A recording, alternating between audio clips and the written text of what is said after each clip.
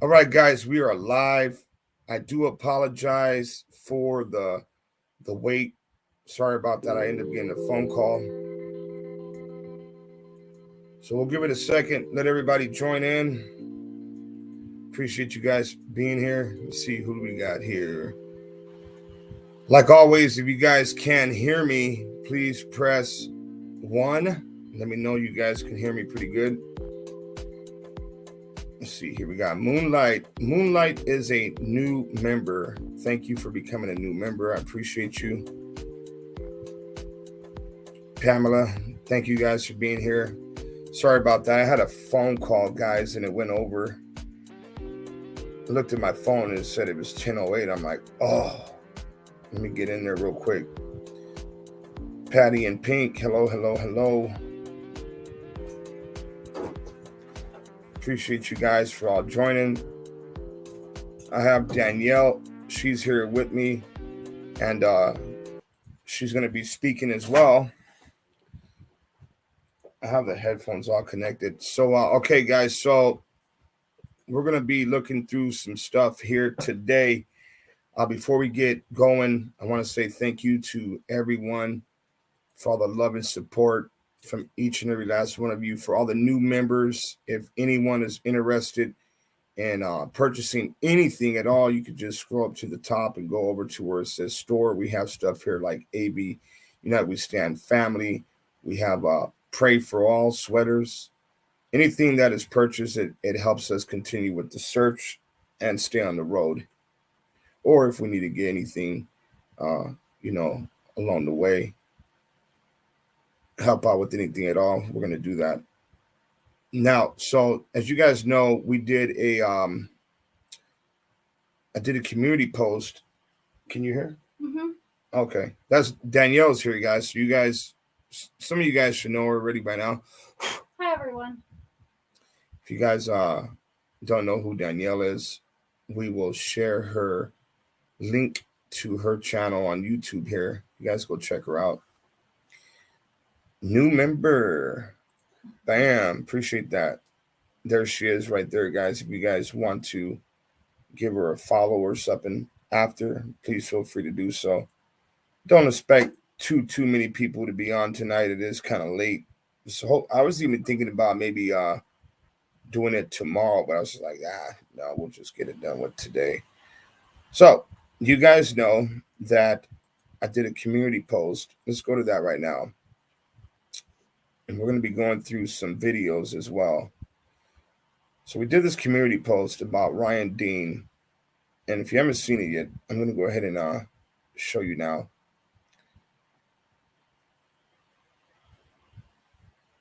She needs justice for her and her babies, is what I said. DCFS stole her children and then gave them away to both these nutcases, Trezell and Jacqueline West. At the end of the day, Ryan's cries have been heard, and we need to all remember she gave birth to the boys, carried them 9 months within her body.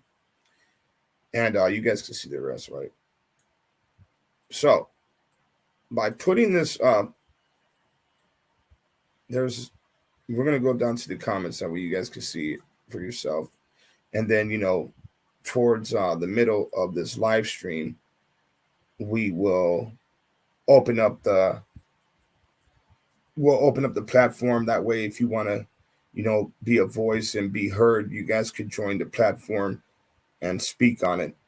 So let's go ahead and go to this comment here. As you guys see, I pinned it.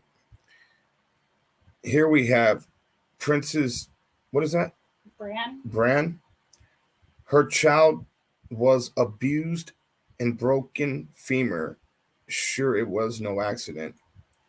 Now, I answered, as best as I could a few times. And you guys let me know if you agree with what I said, or if you agree with what she said. Like I said, you guys all have a voice, and so after we're done going over some videos and looking over something, if you guys want to join, you guys please feel free to join.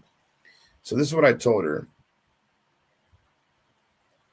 Ruled as an accident, The boys weren't taken because of that. She was found innocent, according to the records. Not sure about that abused statement. I've never seen that in any records, but I did see the femur. Do you have any statements or something showing different? That abused word. And then I told her I'm sorry about her loss because I went actually to her channel and it seems like she might have lost a child or something. And so I just told her that I was sorry for her loss. Then I came down here and I'm just gonna read one more that I did, but this is what she said back to me. I seen where it said the femur was twisted and broken. Definitely didn't happen by accident. Okay. And so this is what I wrote back to her. I'm just going to show you guys real quick, then we'll move on. I do know. Here, let me highlight it for you guys. That way, maybe you can see it a little bit better. Can you see you can see because I don't have it on to where I can see the chats right now. Mm-hmm. You watching them from there, huh? Yeah, it's not very big where you can read it, but at least not. Oh, okay. Okay. All right. So this is what I said back to that, what she said. I said, I do know there was an investigation and she was found not guilty of any wrongdoing. From my understanding, the babysitter at the time didn't say a word to Ryan about the broken leg. Once she got home, she noticed he was crying a lot and she took him to the hospital. That's when I believe it was discovered his femur was broke. I wasn't there, so all I can go on is what the report says. And so then I went into explaining to this lady that accidents can happen. I put about 17 years ago, I broke my femur as well. It was a freak accident out of nowhere. Femur snapped right in half, biggest bone in the body, a pain from hell and a scream from the soul. But nevertheless, it was an accident, right? So I'm going to ask you guys here. I'm reading through your guys' chat now, through all your comments now. What do you guys think about that? I just kind of want to, get a little feedback. Do you guys, Trezell and Jacqueline are the ones sitting in a cell right now on murder charges, right? So if you guys believe that Ryan Dean is a mother grieving and, she's not at fault for what happened to him, you guys press 1. If you guys if you do believe that she's at fault, just press 2. Just want to see a little feedback. You guys keep in mind as well, we're all adults here, so let's not try to fight and go back and forth with one another. I know it's a lot of emotions involved with this, but let's do the best we can to not fight,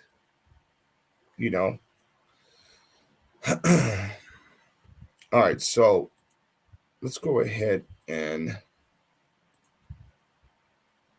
give me 1 second. We have 1, 2 so far. Right here it shows a lot of them. See? Okay, so no, so far they're all ones though. Oh, okay. 1, 2. Okay. Yeah. All right, so we got one person with a 2. Okay. Yeah, we're gonna also I appreciate you saying that. What's your name? Duckin. It's a tight name. Duckin Felonies. That's what's up. Appreciate you saying that. We have Tasha. Tasha said that accidents can happen. My niece broke her leg as a baby also. They lived upstairs. Earlier, just not too long ago, I was talking to Danny and Danny told me that just because DCFS could get involved with something doesn't mean they're always right. Did you want to, explain to them a little bit? Well, yeah, we have to remember that just because somebody has some kind of authority doesn't mean that they're not a human being and they can't lie or they can't, manipulate things or anything like that. And also, once they step into your life and you have a case plan and a court date and everything, they can still go through the investigation and rule whatever happened an accident, like they did with Ryan. But she already had a case plan and was like locked into that through the court. So that's why she had to complete all of the things that were required of her before she could get her kids back. And she did, but then at the very end they tried to add rehab for marijuana and she couldn't get anywhere to accept her, and so that's why she ended up losing the kids for good, which is not fair. And I don't think people understand either that a lot of it is up to the discretion of the caseworker. And so if you have a caseworker who, you know, doesn't like you for some reason or has too big of a caseload and they can't handle it and they're not paying full attention or like whatever the case may be, they could basically like whatever they put in the recommendations a lot of times is what the judge will go off of in the courtroom, and what county council will push for is whatever the worker says. So basically Ryan had a worker who did not like her and did whatever she had to do to get her to lose her kids. And why people would do something like that, I mean, people do evil stuff all the time for pretty much no reason and no gain, no benefit for themselves, you know, or maybe she did have some kind of incentive. We don't know that answer, but like it does happen. Right. Can you guys all hear Danny pretty good?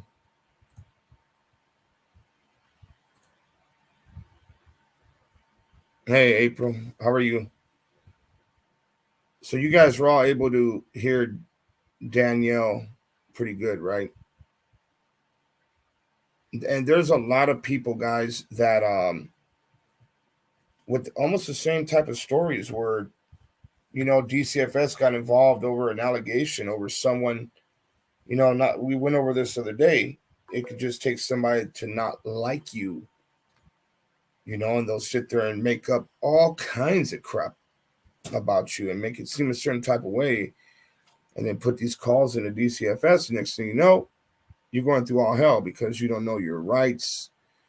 You don't know when to tell them, no, you're not coming to my house. It's also the whole thing that people don't understand is they're their own bureaucracy. Basically, like they don't have any kind of like outside authority that can come in and investigate them. They do all their own investigations of themselves from within that entity, you know? So like they don't have anybody doing any kind of checks and balances to make sure that they're making the proper decisions for families. It's like there's nobody, you know, and it's really hard to try to, when you're going through the situation, to know who to call for help or whatever, because yeah, they'll refer you to their supervisor and then their supervisor. And it's like, I know when I was going through it, it took me a lot to get my worker finally changed. And when I did, and I got a new worker, the new worker is like, why are you not on overnight visits yet? And I'm like, I don't know. I'm still having supervised visits. Like I'm asking the same questions. That's why I requested a change in my worker, because I had already completed everything they wanted from me. And my worker kept recommending that I stay on supervised visits because she did not like me. Wow. So I know that like that kind of corruption happens, and it's really hard to like even know where to look for help. They don't just make it easy for you to ask for help. Wow. And I know I know that's true because there's a lot of people that contacts me on email and they want to share their story and get it out there on what DCFS has done to them. Hey, has the chat stopped? Did it freeze? That's what I was saying. I didn't see any new ones either. Are you guys still here with us? Because it looks like the chat froze. We'll give it a second before we move on. But yeah, even on my app it's staying in the same spot.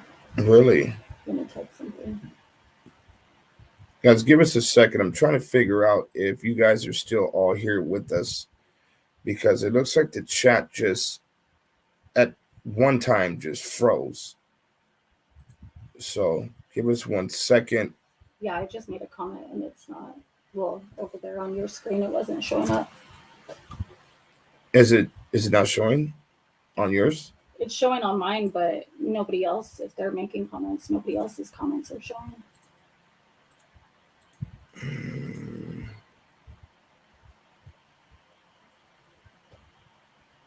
Okay, give me 1 second, everyone. Now my comment's gone. That's weird. That is weird. Something is going on.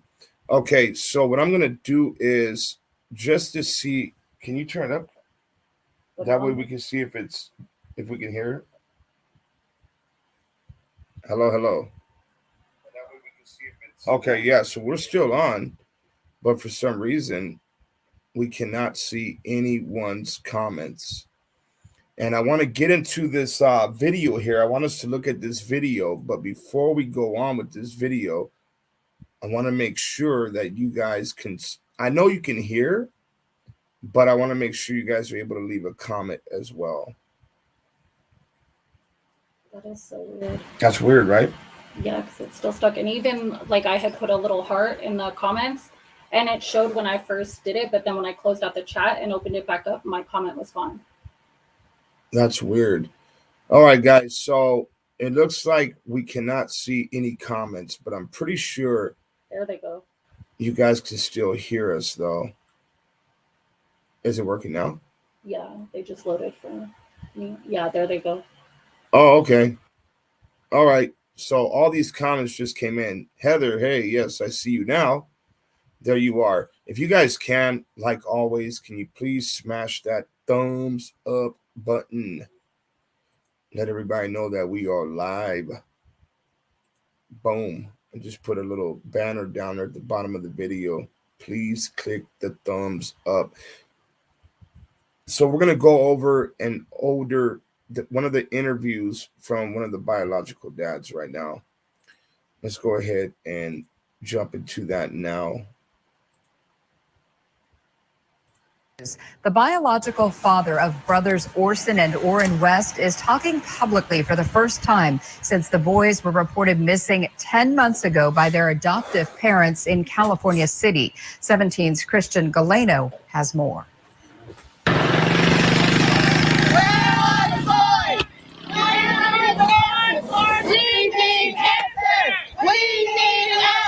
Another month and still no answers as to the whereabouts of Orson and Orrin West. But the boys' biological family is still holding out hope they'll be found safe. So I don't want my kids to be deceased. I want them to come back home because my kids is all I got. After my parents go, it's just me and my kids. Charles Pettis is the biological father of Orrin and Orson, whose birth names were Classic and Sincere.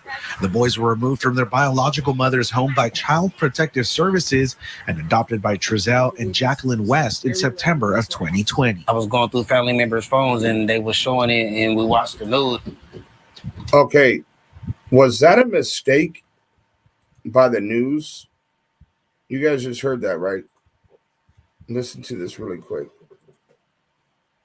Showing it and we watched the news and that's how we found out. Family members' phones and they were showing. Adopted by Trezell and Jacqueline West in September of 2020.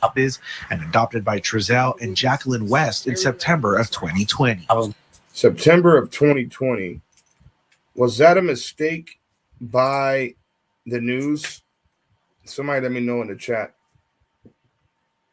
I think Danielle was saying something about it was from 2019. Yeah, that's what I remember is that they were adopted in 2019.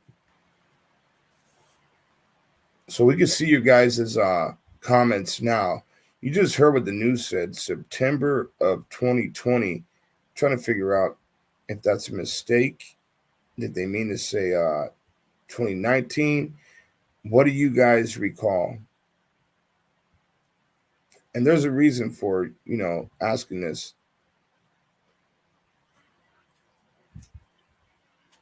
Did it freeze again? It did.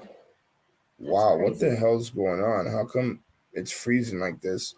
We'll get back to it, but it seems like your comments are frozen again. Okay, 2019. Okay, so that was a mistake on the news part. Going through family members' phones and they were showing it and we watched the news and that's how we found out. We didn't even know that they sent them out to some different people. The West reported Orrin and Orson missing from their California City home. So they didn't know.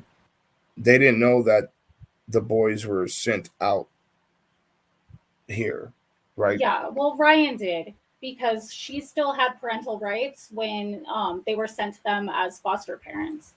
They didn't live at that house yet. but she did make a comment on her very first interview about how when they switched the kids from being with their other foster mom to Jacqueline and Trezell, that they were skinnier and they weren't getting their hair cut and they would cry when they would pick them up. And she tried to tell them that her kids were not happy and nobody would listen to her. Okay. So the bio dad, Charles, right? This Charles, right? Yes. They were leaving him in the dark about his kids, where his children were at. Yeah, that's what it sounds like. So he didn't even know where the baby was at.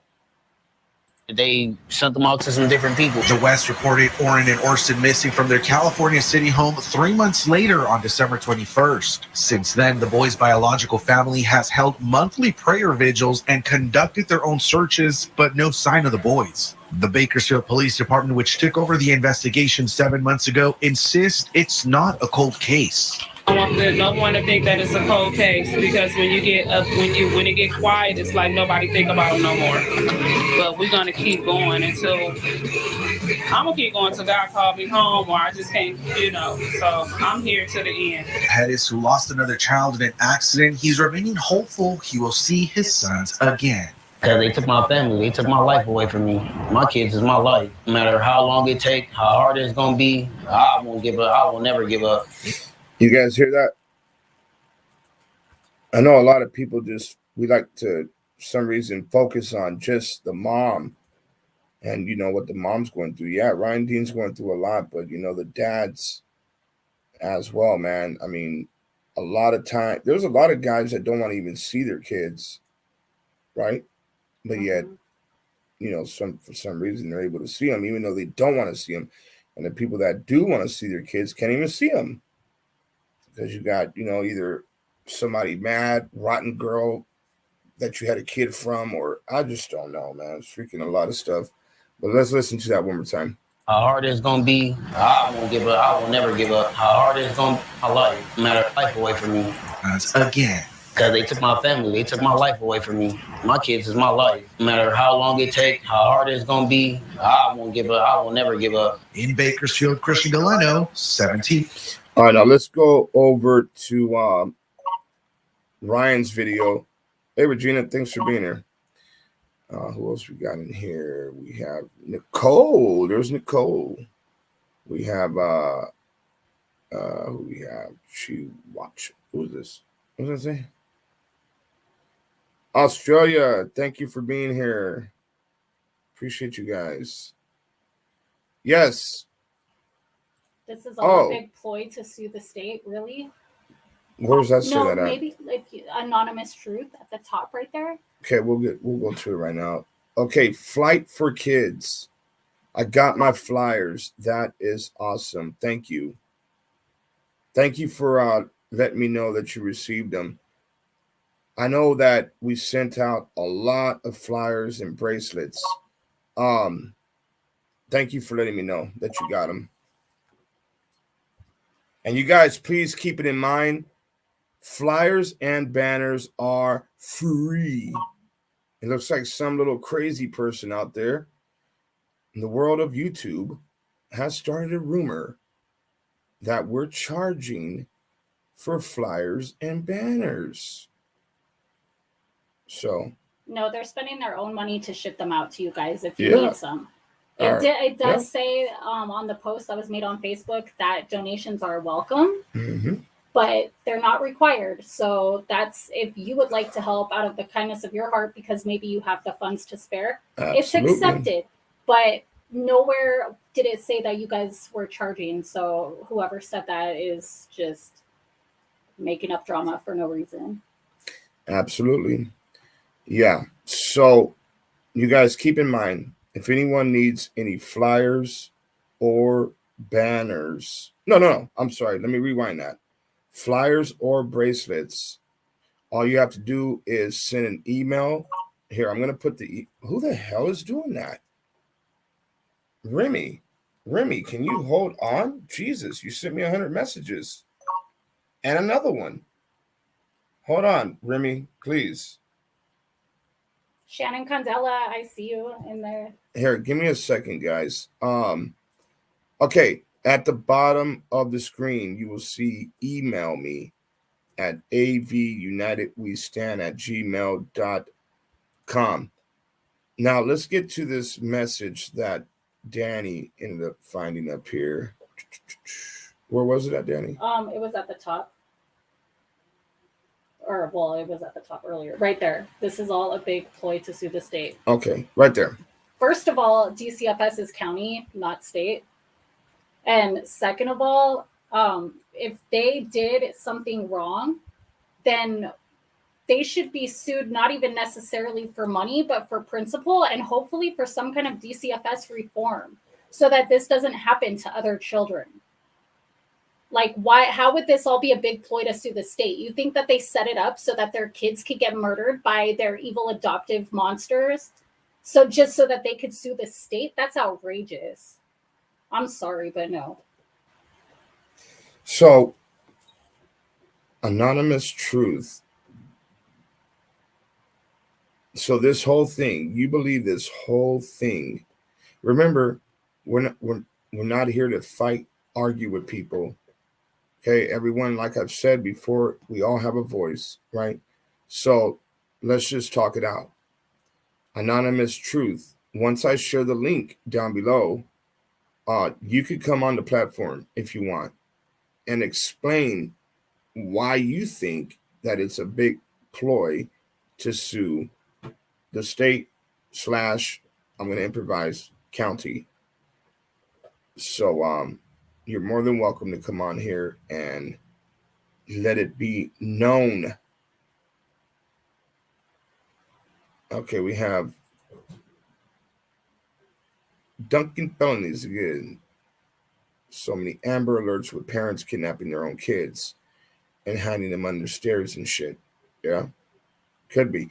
But that is not this situation with the boys. Hi, Heather. Oh, yeah. Everyone. Yeah, hell yeah. You're also allowed on here, too. You're allowed on here, Remy. So if you want to join, once I share the link, come on in. Let me see here. I'm reading through your guys' comments now. No, you're not being attacked. Well, it's not that you're being attacked. It's just I don't understand how that could possibly make sense.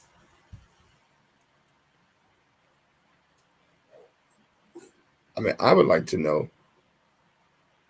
Like, who would set their children up to, like, so they could sue the state like that? Like, So I know I've heard stories, in the past where people,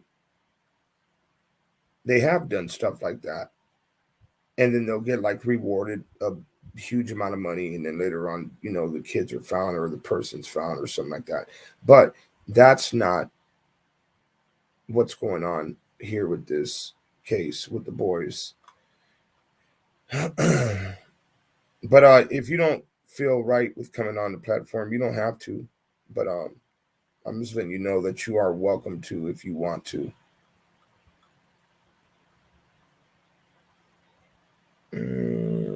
Okay, I'm reading through comments, guys, and then we're going to move on to the next video.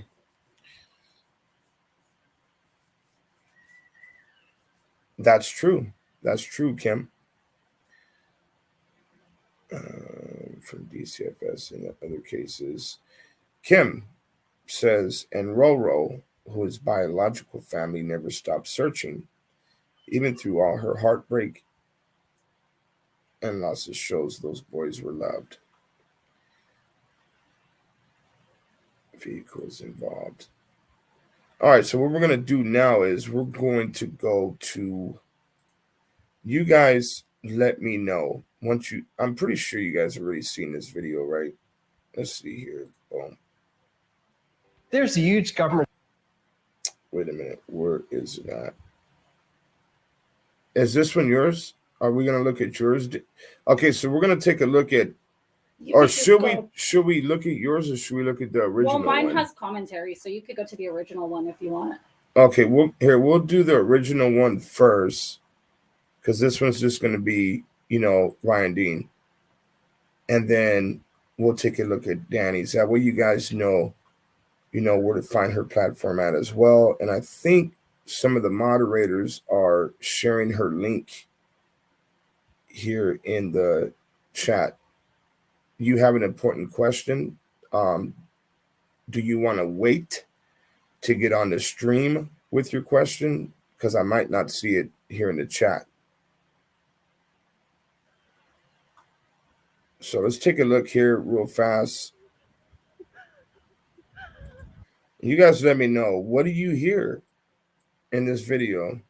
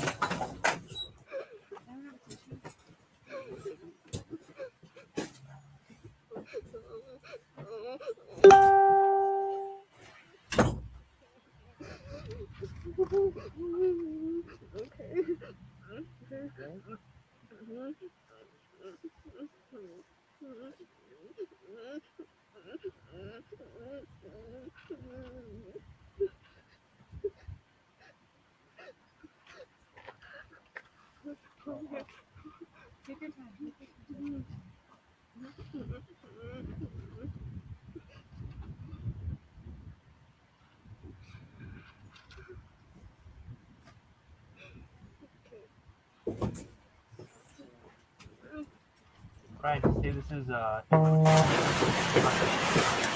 do you even express what you're feeling?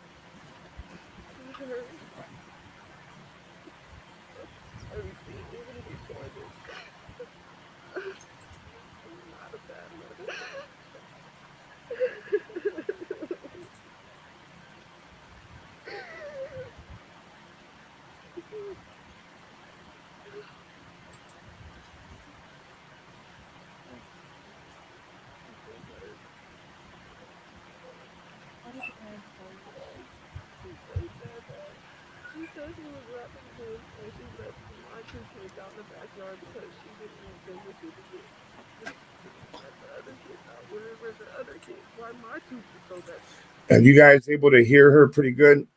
She is speaking a little low, but I mean, the volume's all the way up. Now, I know there's a lot of people that they have seen this, but then there's a lot that has not seen this yet. No, Danny's not from Cal City.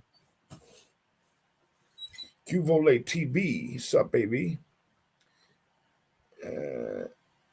Yeah, I'm not far from Cal City, but I'm not from there. Man, can you do a quick up to speed on the missing boys? Yeah, give me a second, big dog. Let me just let's get through this video real quick, and then I'll catch you up. All right, let me read through the comments real fast. Are you guys able to hear? Not really. Okay.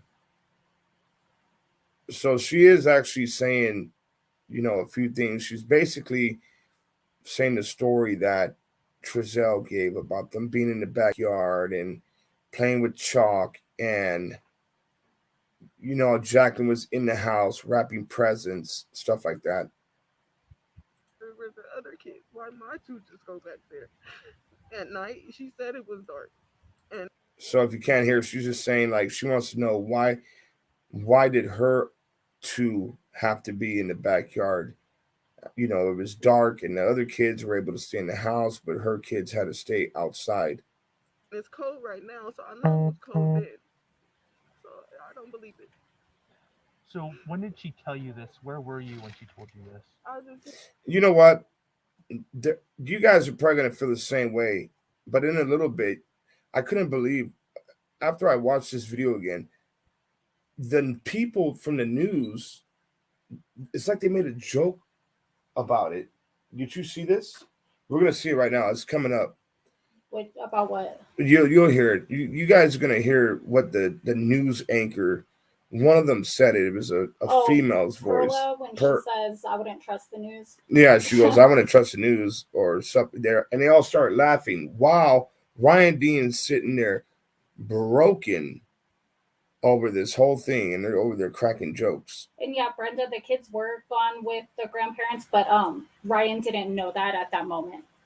So she didn't know that, she right? thought that the other kids must have been in the house. That was just her assumption, but they were with the grandma. Right. Okay, here we go. Came here 45 minutes when nobody was here. 45 minutes to an hour, and we knocked on the door. And it took. Well, I couldn't understand that. Let me hear it again. Nobody was here. 45. Tell you this. Where were you when she told you this?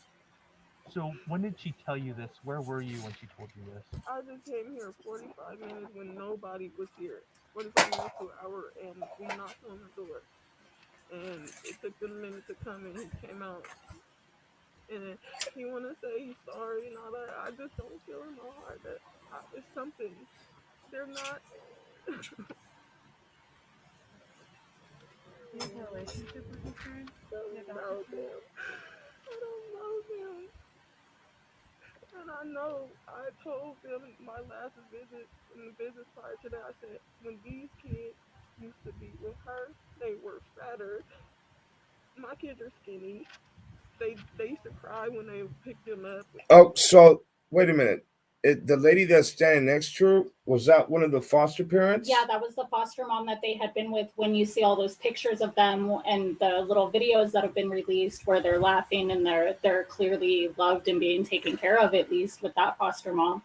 Okay. So the lady standing next to her is one of the foster parents that had the boys. And Ryan Dean is basically saying that when she had them, they were healthy. You know, they were fed, their hair was done right, but yet with Trezell and Jacqueline, they started losing weight and everything, right? Is that what you're saying? Yeah, she was saying that they were skinny, they weren't cutting their hair, all that kind of stuff. They would cry when she would pick them up from visits. Okay. So she was actually picking them up while they were with Trezell and them already. Yeah, they went with Trezell and Jacqueline right before she lost her parental rights. She was picking them up from Bakersfield? Yeah, I'm assuming that they would have visits somewhere in Bakersfield. Yeah. Never here. No. Okay. Like at the end of the visit, they weren't dressing them, they weren't cutting their hair when I still had rights, so I asked them, can they cut their hair? Their hair wasn't being cut. I know my kids, and they was not happy with them. I felt it at visits. I told them.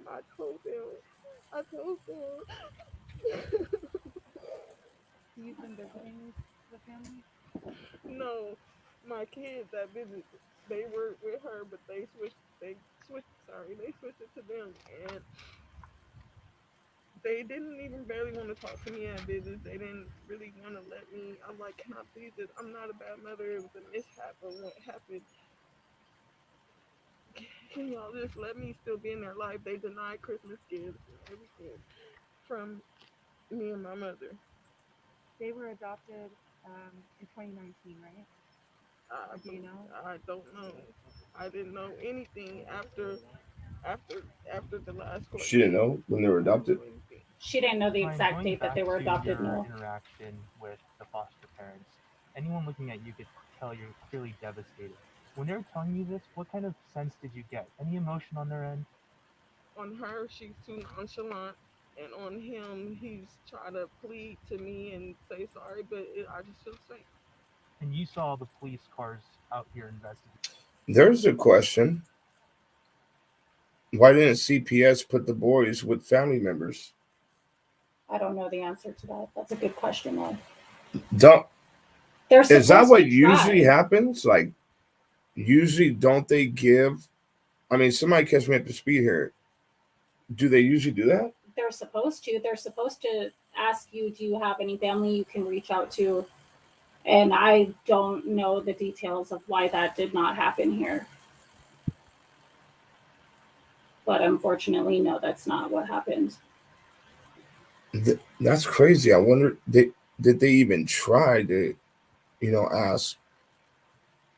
I don't know. There's just a lot that's not right with this whole case with the boys. She said Trezell pleaded to her and apologized. Yeah.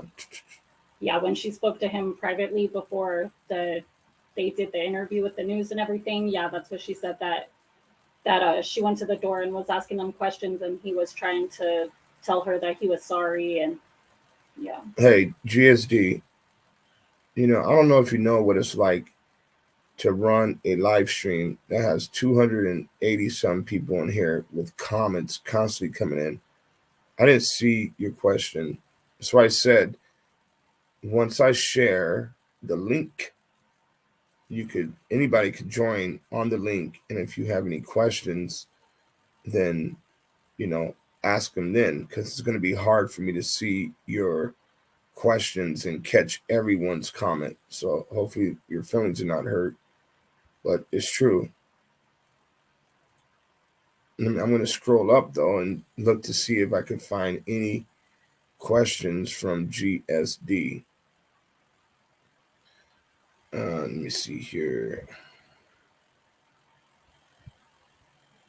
Yes, that's the foster. That's what we just talked about right now. Remy, we just talked about that. That's one of the foster moms right there behind her. I'm looking for this question. Okay, I found this comment. Children, I hope they ain't staying with any of the family members. That's a statement. That's not like a question. You're making a statement. Is there a question in here anywhere? You made a statement. Yeah, I don't think they're staying with any of the family members because they weren't put with Wanda and they weren't put with Jacqueline's mom. So I'm pretty sure that they're with foster parents, the other 4 kids. All right, let's just get back to it because I don't see we'll share the link here in a few, but we're going to finish this video out. But I have to catch a couple people up to speed on the boys, what's going on too. Yes, I saw that through the AV news yesterday. It goes to say that a mother has the best intuition of her kids. What do you think happened? They did something. They did something, she They said. did something, and they know something. They did something, and I feel my kids is somewhere around here. I feel it, and I feel like they're in the house, and I feel like they did something, and they did something. I feel like they did. I want to rewind you real quick. What do you think happened? They did something. They did something. They did something, and I feel like they did something. They did something, and I feel my kids is somewhere around here. I feel it. So if you guys can't hear her, she's saying they did something. I feel like they did something. And then she goes on to say, I feel like my kids are somewhere around here. And I feel like they're in the house. And then she goes on to say that she feels like they're in this house. Like they did something. I really do. So did they tell you they called police for the missing children, or did someone else call? The news said that they reported them missing. I don't know if I trust but you. I don't understand how. Right there. You guys heard what? I don't know if I trust the news. And that's coming from the news themselves. Right. I don't know if I trust the news. I don't know if I trust the news. You're cracking jokes. Watch. The news said that they reported them missing. I don't know if I trust the news. I don't understand how that barely gets going on at night. That's something else, right? Right. So what were you doing for 4 hours? Were you looking for them, or what? Well, what did she say there? It's kind of hard to hear her because it's muffled and she has a Well, mask she on. says that on the news that they said that they were reported missing at 9:30. So what were they doing for 4 hours? Were they looking for them, or that's what she's trying to figure out? Mm. Going on at 9 something, and they were missing at 5. So what were you doing for 4 hours? Were you looking for them? Were you what? Yeah, they looked for what, 6 minutes? Yeah. They looked for 6 minutes. People throughout the. They don't know no one out here, so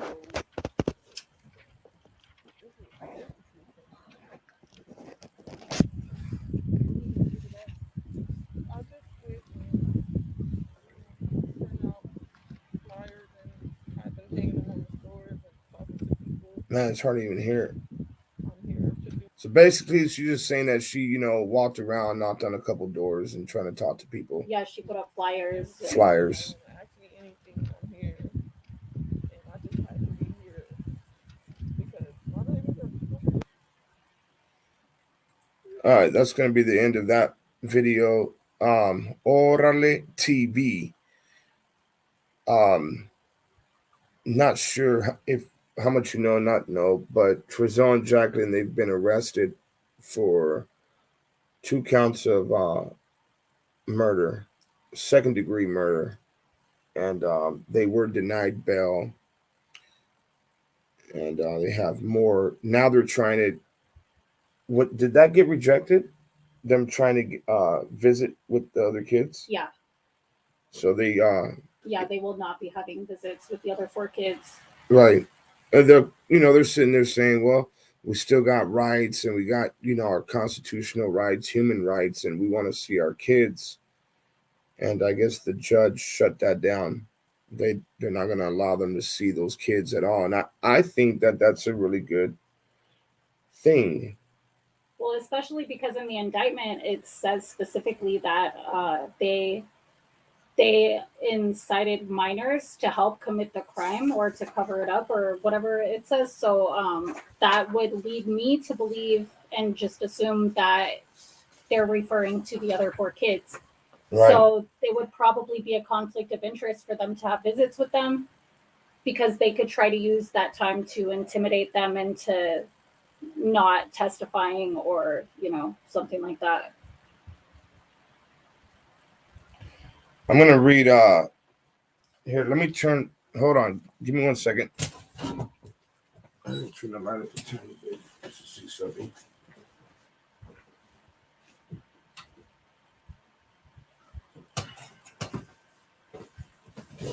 All right, so on the indictment,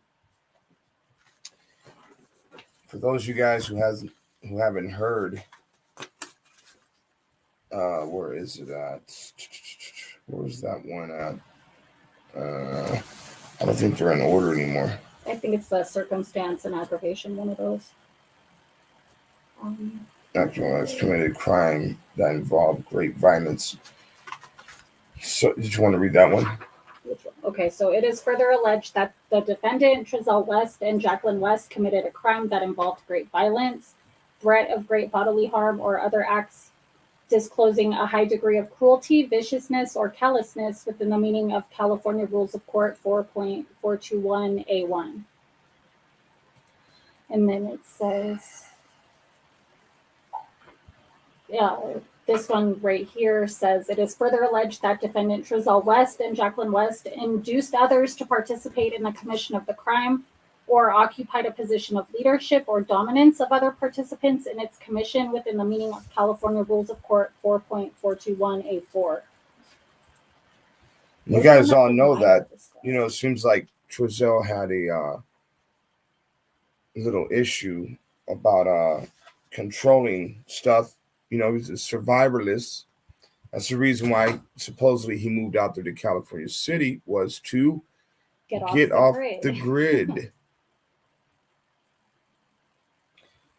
So whatever happened to the boys, it happened in Bakersfield. Should I read this one too? Yeah. Yeah, it also says, check out whatever. There you go. It is further alleged that the defendant Trezell West and Jacqueline West induced a minor to commit or assist in the commission of the crime within the meaning of California Rules of Court 4.421A5. So that's where I would assume that that's referring to one or, a couple of the other 4 kids, because they don't really have any other minors, around. So. Okay, so on this, the 187, where's that one at on here?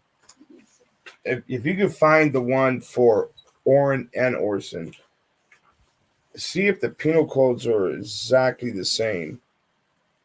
If we can, I know it's penal code 187. I just want to go through something to see if the wording is a little bit different than the other one. Appreciate you guys all being here. Thank you. If you guys are just coming in here, you might have to watch the video from the beginning. But basically, all we're doing, just to catch you up to speed, we went over an interview with one of the biological dads, and then we went over the interview with Miss Ryan Dean as well. And now we are looking through the indictment papers, trying to catch people up to speed that haven't been on in a while.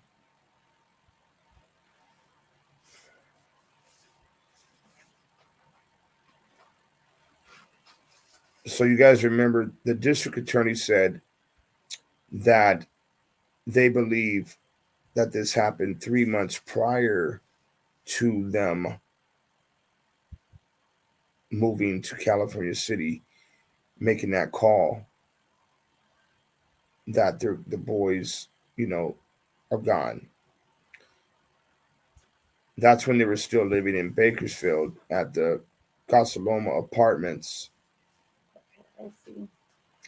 So the difference between the two is that. Okay, you guys, listen to this.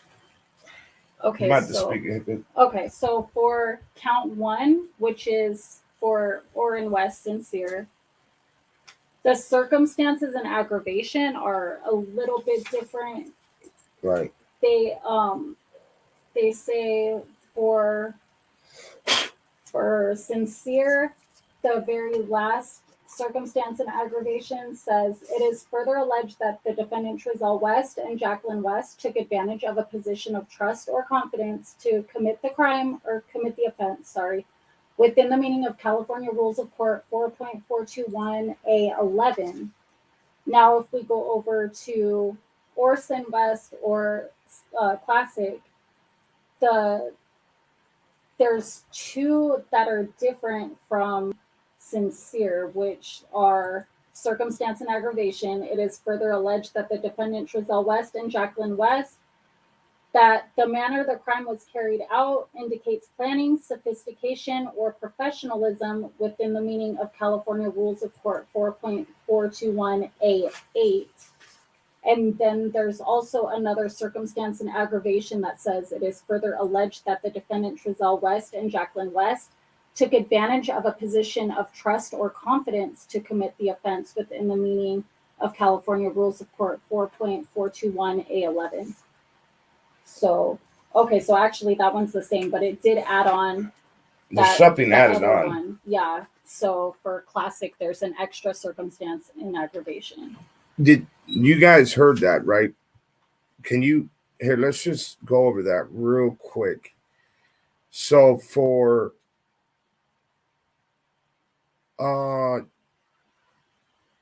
it's through here, give me a second. It's through Teespring. You have to go to the channel, here, and then just scroll over to where it says store. Here, give me 1 second, because I want to go over this. It's important, guys, to hear this and understand exactly what's going on here. Once you guys realize that it's a little bit different, you guys will put 2 and 2 together and know that it's a little bit different for a reason. Where did you find it again, or? Well, I was just looking at also the child abuse allegations.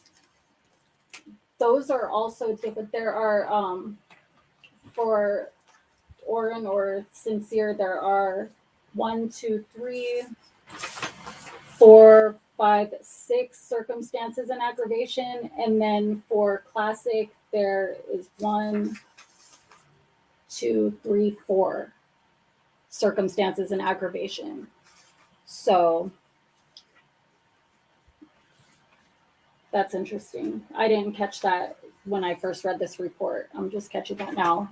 What you were just talking about? Yeah, that there's different circumstances and aggravation for each child. Yeah. Which gives me the idea that it was done separately. Remember what I told you? Yeah.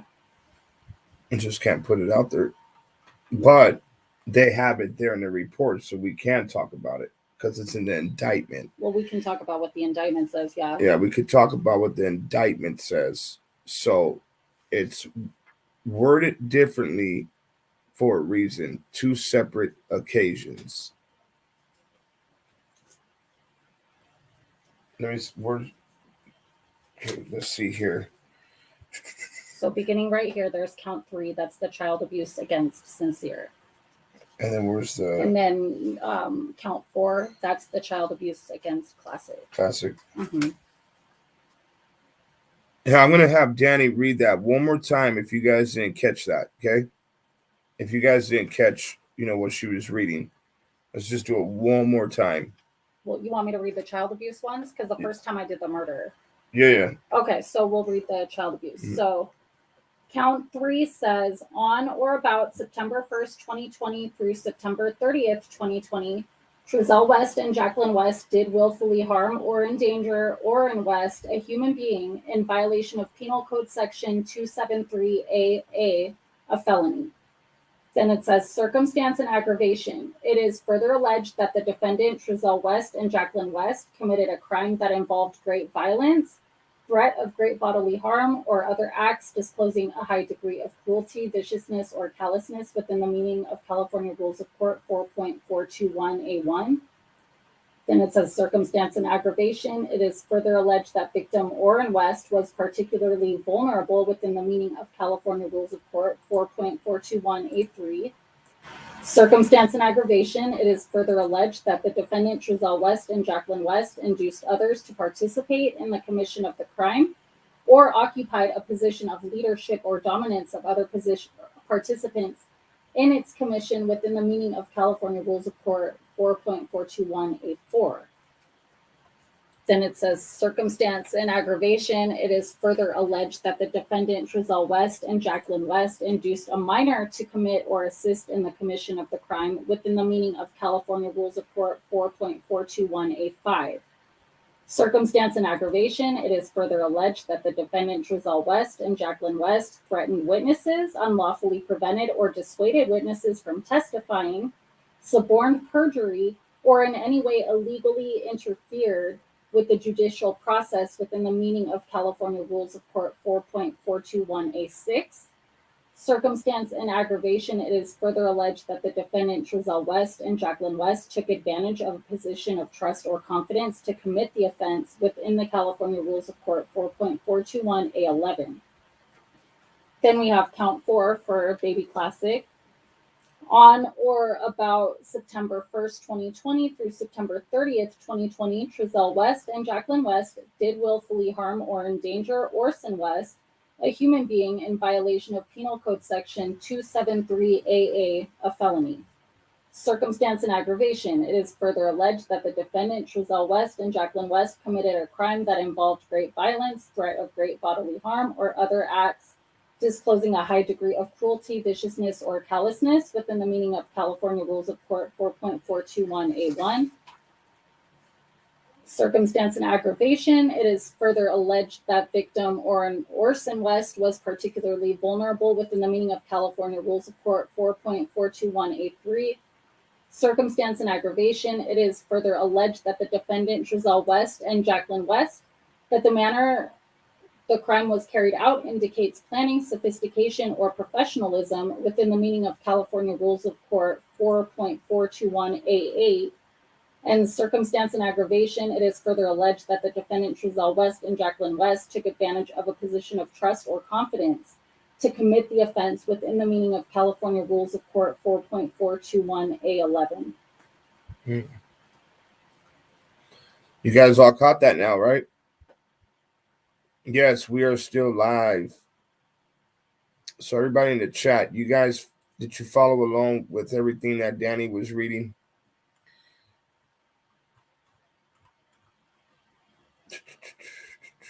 Okay, it's about that time. I'm going to go ahead and put the link in the description.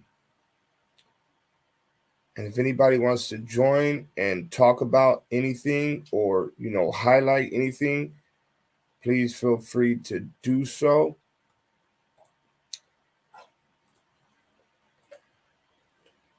And while we are waiting for people to join, I'm going to put a little background music on just for a couple minutes.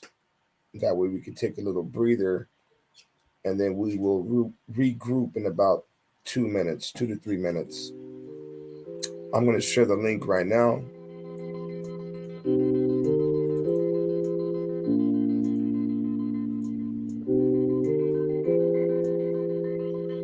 All right, the link is in the chat. If anybody wants to join, go ahead and join in now. But you guys, please remember, by doing so, please keep it respectful. We're not here to fight, argue amongst each other.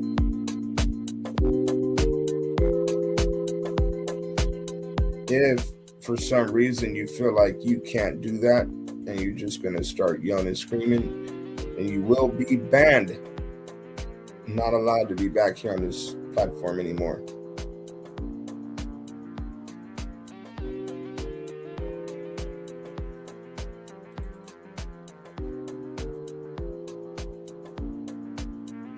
I just posted the link again. So now is that time to join on that link. We still have a few things that we need to go over.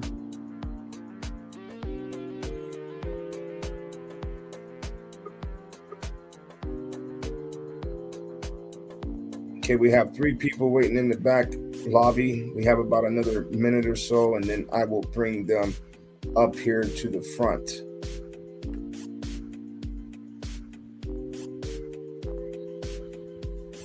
So now's the time to take a bathroom break. If anybody wants to take a bathroom break, now is that time. I'm about to take one myself, and as soon as I get back, we will be rocking and rolling.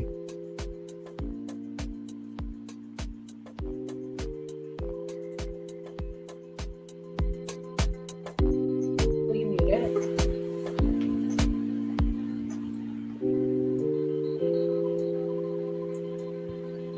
Is it on mute? Amal, can they hear me?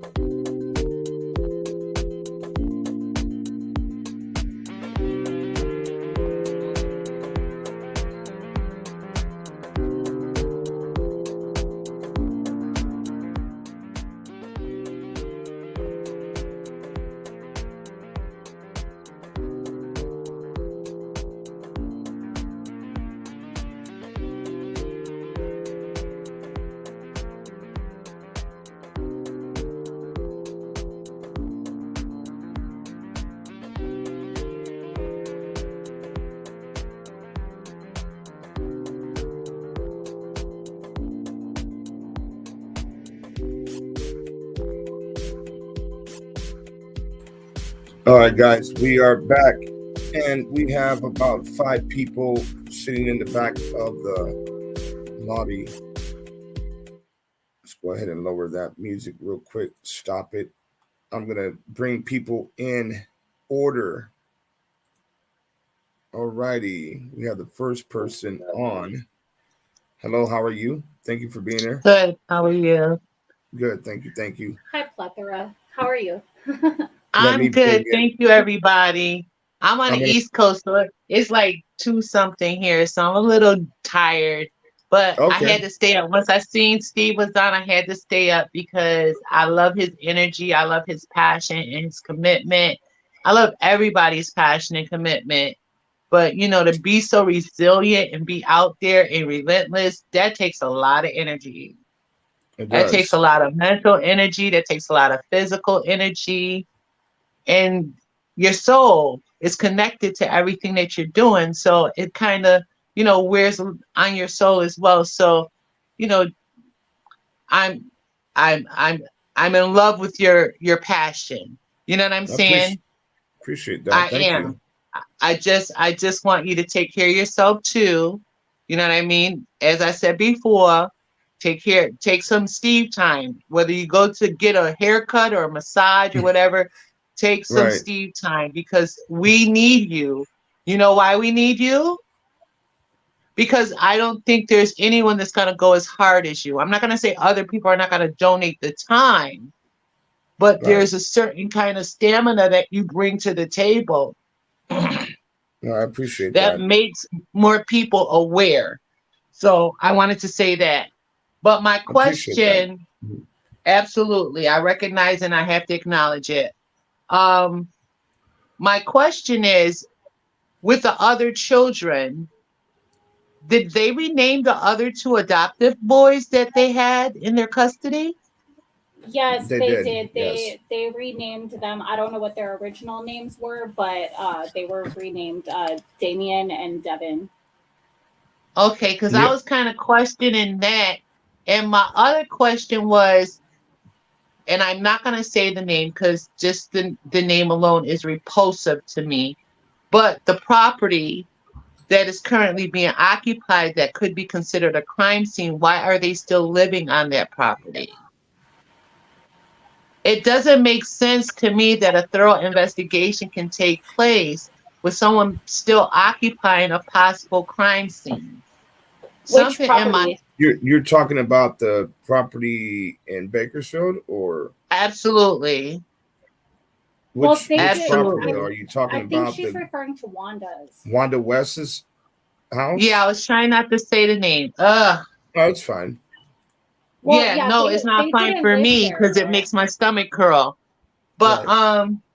yeah, but with that being said, it's like something in my spirit, like even early on when this case was taking place, when they gave the false statement to the police officers out in Cal City, I Mhm. was like, it seemed like those boys were missing longer than that.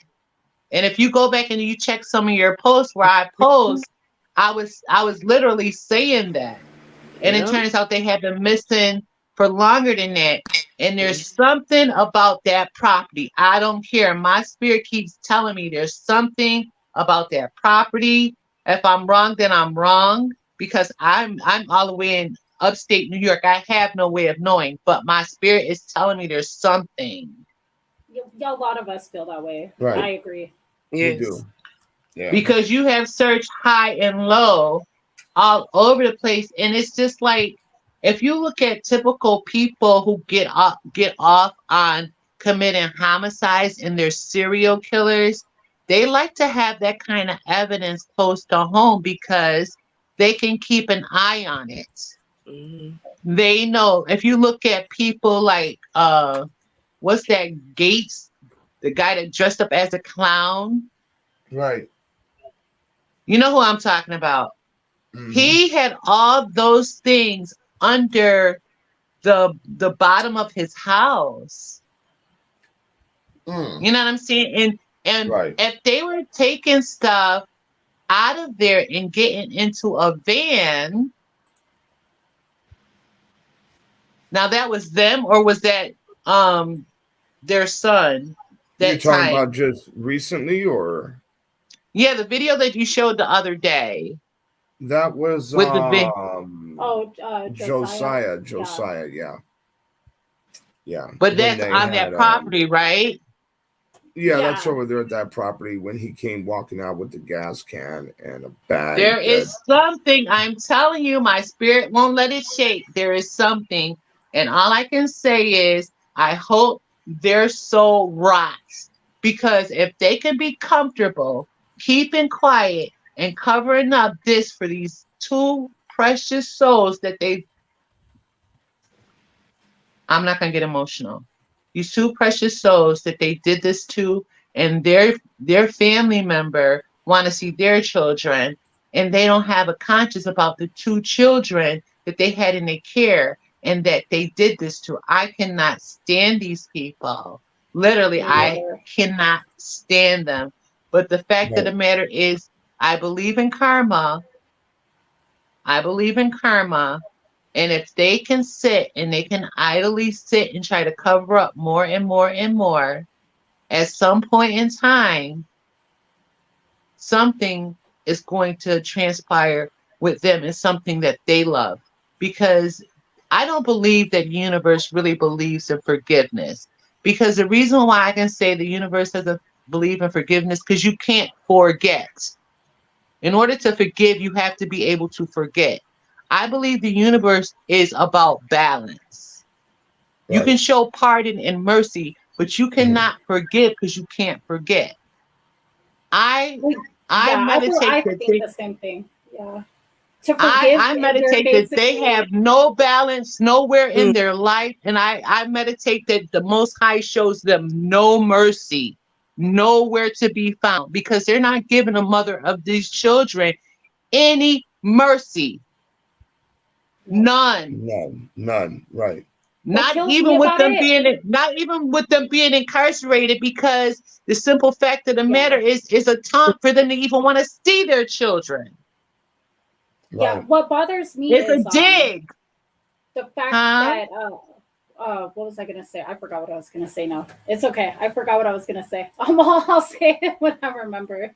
I'm We sorry have because I don't want to talk over anybody, but it's a dig at the right, natural mother of Sincere and Classic that they would even want to see their children, because they had their children complicit in destroying something that she loved. Exactly. And they were supposed to be the better option, right? Like the kids were taken away from her and put with these monsters who ended up killing them, you know? And it's like they were supposed to be the ones that were determined to be the better fit for them than their own mother. And that's what bothers me about the system when things like this happen, that she was not given the chance to raise them and love them, but these people were. And this is what they did, you know? right. Absolutely. And you know what my spirit also tells me is that they have a fixation with gas. And Yeah, they did. They did have I fires at Wanda's and all that. Yeah. I Right. do believe in order to dispose of some of the evidence, they did that with the babies. I'm sorry. That hurts my heart to even say that. I gotta Yeah. get off. I gotta get off because I'm getting emotional. Thank you for having me. We You're welcome. appreciate Um, you. Yeah, we Thank I you. appreciate love you. everybody. God bless y'all, man. God bless you God too. bless you. So the next one, yeah, thank you for coming on. The next one who was up next is Nicole. Nicole, you are up to bat. Okay. Good morning, everyone. First of all, Steve, I just want to say thank you for everything that you're doing.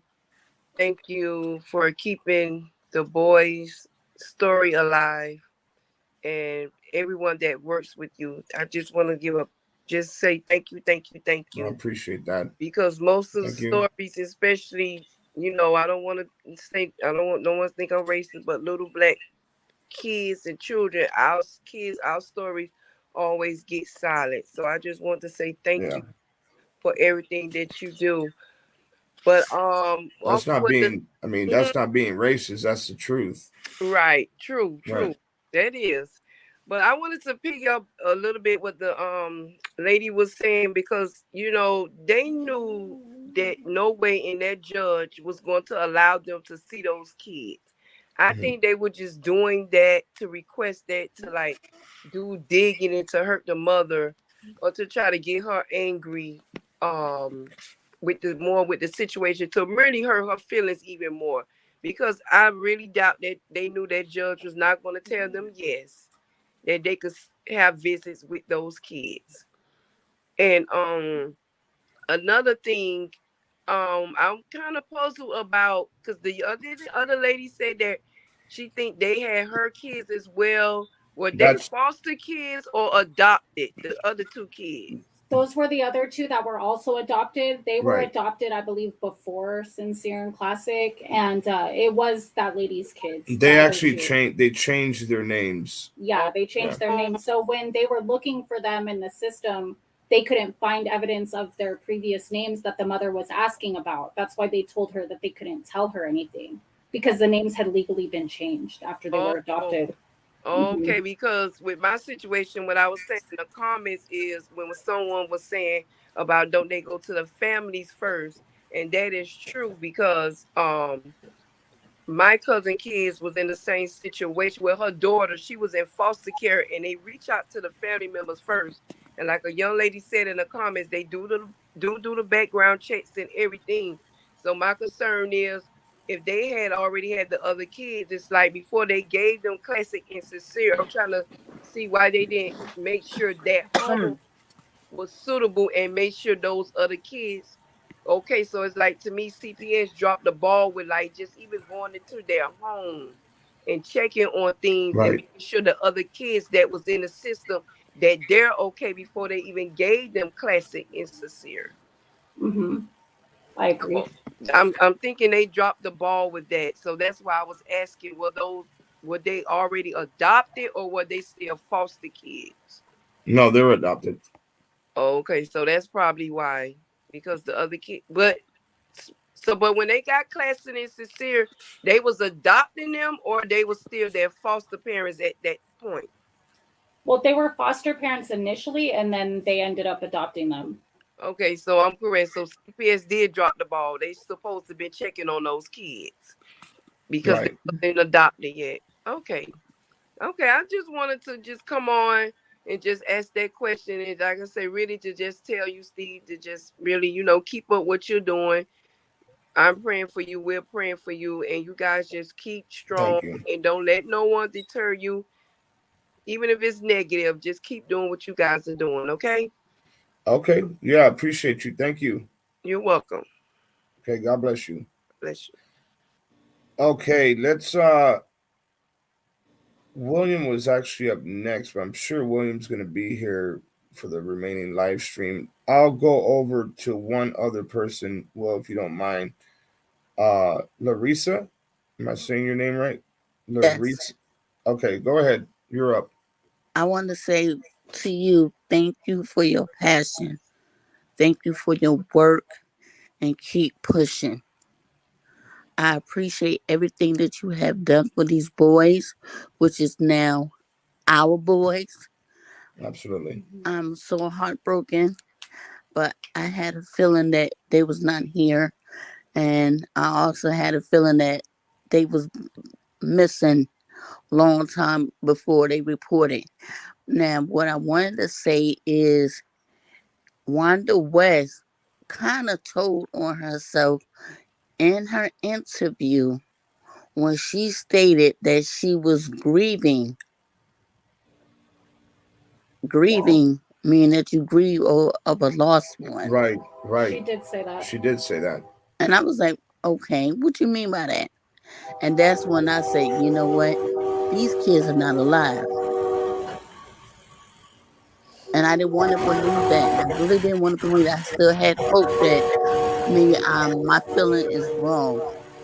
But when this information came out, it confirmed it, for me to let go and pray. I still pray over them. I still talk to them because they are in heaven now. And they praying that they will get the justice that they deserve. And right now, I still want to know where are their bodies. And when Right. Trezell, which I call him Trahell, Trahell. uh-huh, Right. when he said they would be here, Summer I think closed. he did that to try to throw the police people off not to go to Bakerville. Exactly. And in that house, it's a stage house because they rehearsed it. He said it in that interview. He whispered to Jack Aslan that we rehearsed this. He whispered They it. sure did. They sure did. And I was sitting here like, okay. So one of them gonna turn on each other. And I have a feeling it's gonna be Jacqueline. I'm She's strong praying enough to for be that. in there. Right. She wants to get out early as she can get out, and she is going to flip. She's gonna talk. Cause they already know. Think about it. They already know that they got caught. Mm-hmm. They're not gonna win this case.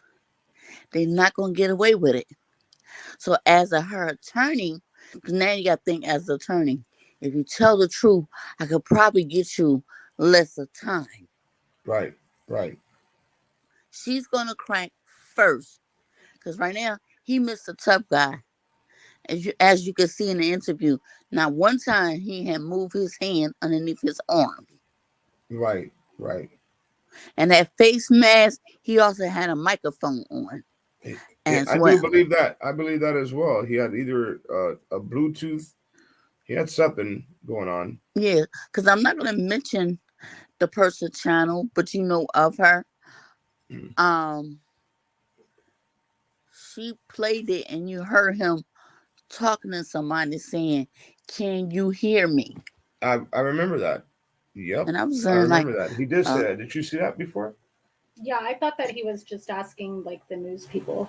Can you? He said, "Can you hear me?" Like he said it like really low. Like, "Can you hear me?" Like barely moved his mouth when he said it. Yep. I remember that. So he was definitely talking to somebody. Somebody Right. was in his ear for sure. And they rehearsed this. But my thing is, well, y'all did a bad rehearsal because the story don't make sense. If you're gonna lie, geez, be professional about it. Make it look believable. Y'all can't even do that. Right. That just shows who is smart in the bunch. Not them. Not them. That's right. Yep. And it was something else I wanted to say. Oh my God, what was it? Dang on it. Oh. Okay, with the biological father. Okay. He already knew that the kids was dead because they needed his DNA test. Repeat it. Say it again. I'm sorry. The biological father Mm-hmm. already knew that the kid was not alive because they needed his DNA. Okay. Or whatever evidence that they got to match. Are you talking about like towards the beginning when this first happened, or? More like recently. I think she's talking about in November when the lawyers spoke and said that DNA was given. Right. Yeah. And he's suing Ryan Dean. I heard about that. Child Protective Services. Right. I heard about that. And I was like, wow. This is like the bizarre case I ever came across with. Very bizarre. The weirdest case ever. But what really hurts me the most, that they got the kids involved of a demon life. These kids, that bothers me too, because those kids are going to be traumatized for the rest of their lives. They're gonna need a because lot of all help. of this. Yeah, it's not. Sincere and Classic are not the only children that have suffered as victims because of this. There's 4 other kids They that are also now victim as victims. well. Exactly. And I feel bad for them. And I'm going to pray over them too, that they do not follow their parents' footsteps, because they was forced. And I hope they don't get charged. I don't think they will get charged for it, because they kids and they doing what their parent told them to do. Ain't this what we do when we grow up with our parents? Mom and dad said you got to do this and this and that, or this is a repercussion. Unfortunately, in this situation, that's what happened. And if you think about it, especially the other 2 that were adopted, it's like we don't know what happened to them before when they were with their biological parents and why they were taken away, but they were obviously went through something to have that situation happen to them, whether it ended, whatever the circumstances might be. And so then they're put with these people, and it's like now they're victims of them too. So they went through trauma like already in their previous life with their real parents, and then now again with the people who were supposed to adopt them and love them and take care of them. Right. And I don't think Trozelle and Jacqueline understand the definition of love, because you want to see your kids, you love your kids. No, you don't, because you have ruined their lives. They're gonna be effed up Right. for the rest of their life. And I pray that God will heal them, direct them, and make them better. And I believe He will if they get the proper help. But my other question, there we go. If you know this, Steve, did they really see their kids? Was it twice a month before they got locked up? I don't know. No, I'm not too sure about that. Because I hope not. Because if they put to be in protected care, then that means they're not allowed to see them if they're in protected care. That explains why they are in protected care, because the simple fact that they are the biggest puzzle of Classic and Sincere death. Because they cannot be with her side, his side, because they don't want the kids, they don't want them to get to the kids. Right. That's what I'm trying to say. Right. Well, I appreciate you. I love you. Love you right back. Keep working hard. Keep fighting for all these missing children, missing people. I love your work. I love your passion. I love everything about you. You are the true definition of God's work. I appreciate that. And I wish we have a lot more people like you on this earth. Well, thank you. And everybody stay safe, stay blessed. And once again, if you see something, say something. Absolutely. We got to do better of protecting our children on this earth. Don't be quiet. Say something. Take care. Right. All right. Take care. God bless you. Okay. We have, okay. Before we go on, we have another person. Kim, just give me 1 second. Then you'll be up next. I know you've been waiting patiently. Okay. I had to put someone on a timeout. Somebody said to rest in piss, and I don't know who this person was talking about. I took it like they're talking about the kids, right? Did you see that? Yeah, that was out of line. Somebody wrote rest in piss, so that is straight up nasty and disrespectful like crazy. So moderators, don't let that happen again, please.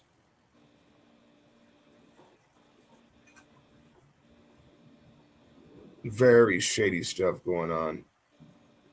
And yeah, someone was asking if Jamal had spoken since the arrest, and as far as I know, no, he has not. And there's a lot of there's people that want to know, like, why would Miss Ryan Dean be getting sued by one of the bio dads? Do I mean I don't know. I don't know. I don't have any answers for that. So I can't really speak on it because I don't know exactly what took place that led up to that. All right, let's get Kim. Kim is up to bat. Thank you for being here. Thank you. I'm sorry that I look so tired. I'm in New York, so it's definitely a different time frame. That's okay. I just wanted to thank you for everything that you're doing, everything that you've done. Since I started watching you, I had went back to all the different, you know, streams and lives that you've done with the boys, even beyond the boys and stuff. And it just, it's really good to see people advocating like you. And it drew me right to your channel. And another thing I just wondered is, I don't know how the process works, but why haven't they, or have they searched the West's home? You're talking about the Bakersfield, the mom's house, Wanda, right? yes. Wanda's. You know what? Did they search her house yet? Do you know? I don't know. I don't think they have searched her house because that would be everywhere. Yeah, I just really like the first caller. I don't know that the children, were deceased before. Obviously, I do believe it was before they moved there, but I do believe that there may be a connection in the West home of, maybe disposing of the bodies. And I would think that, the FBI and everybody that's investigating the case would be on top of that. I'm sure they're watching them and making sure they're not trying to make the escape like Trezell and Jacqueline were trying to do. But if not, I think that, it has to be brought up to, I don't know, to maybe advocate or get the news out there. Not that I really like the news, because I feel like the news really does twist and turn, as you showed earlier. It's kind of, they don't say the exact words that people do put out there, but I do feel like that has to be something that should be done. And just to bring the peace and the justice for the family to have that closure. And no, it's not a good closure, and it's breaking everybody's heart, but these people are still out here every day. They're going to sleep at night, they're waking up and getting their freedom and getting to do what they want to do. And as being grandparents, or I don't even want to call them grandparents or a mother or a father, because it just breaks my heart that all of this came to this, and they have not once pleaded any type of mercy or trying to even look, as you showed on the one show when you followed Trezell's father and him walking. And it was almost as if we couldn't see their faces, but it was almost like humor. You could tell they were just like, we're not going to say anything. They're not gonna say nothing. Those people are evil. Like, you can tell they just don't care. No, and I'm And they asking. know what happened. They know what happened. Every one of them, they Yeah. know what happened. Like, you just don't respond the way they did. You would think that they would come out and accept the help from the public, and let people know, hey, I'm thank you guys. Be out there day and night, searching. I mean, we've done it. Yeah. We've been out there till 2, 3 o'clock, 4 o'clock in the morning. There's a lot of times where I don't even post the videos when a lot of stuff that we're doing now, because we don't need the crap. A lot of crap happened. I don't before the case. understand. I don't understand how anybody could have one negative thing to say of what you or any of Well, there you your go. the chat and all of your supporters are doing or have done. I just don't understand that. I mean, it's justice for something for two innocent little boys. They weren't Absolutely. asked to be brought on this earth and their life taken so short. And it's just really sad. I just wanted to make sure that that you're appreciated. I'm glad that you have such a great panel and the guest tonight. I just want to thank also because I feel like she's very informative. I can't wait to look into her YouTube channel. I Oh yeah, thank wondered, you. I've been here since day one. Like I care a lot about the boys. I love them, and I wish that this wasn't their outcome. I know. I didn't know that. Like I said, I joined kind of when I heard about the case and I came across the channel and it caught my eye. And ever since then, I would say to myself, whenever he's going live, I gotta stay up. I gotta watch it.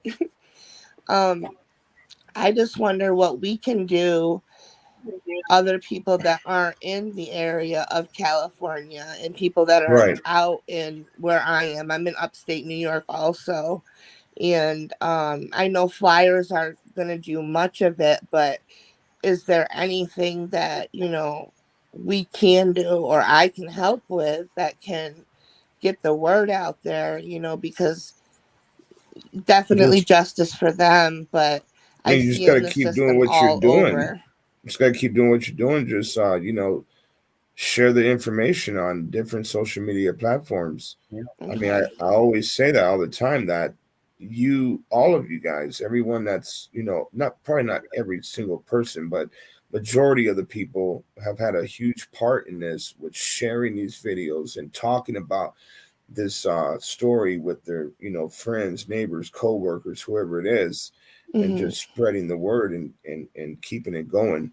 Because I know for a fact, 100%, that if we did not get involved, as in all of us, this story, the whole case of these boys, it would be long forgotten about. And God bless you for that, Steve. God And bless you that, I for mean, that God and bless you. I mean, everyone. it's Danielle everyone worked too. together. Thank you. Yeah, every single person, everyone that's here, at almost midnight, sitting here listening to the podcast. I mean, all of you guys have been incredible. So everyone has done the damn thing and made Yes. made stuff happen, to get us to where we are today. Because Jacqueline and Trezell, they obviously thought they had it in the bag, that they were never going to get caught, nothing was going to happen. Someone obviously told them, "Hey, you got nothing to worry about. We got it covered."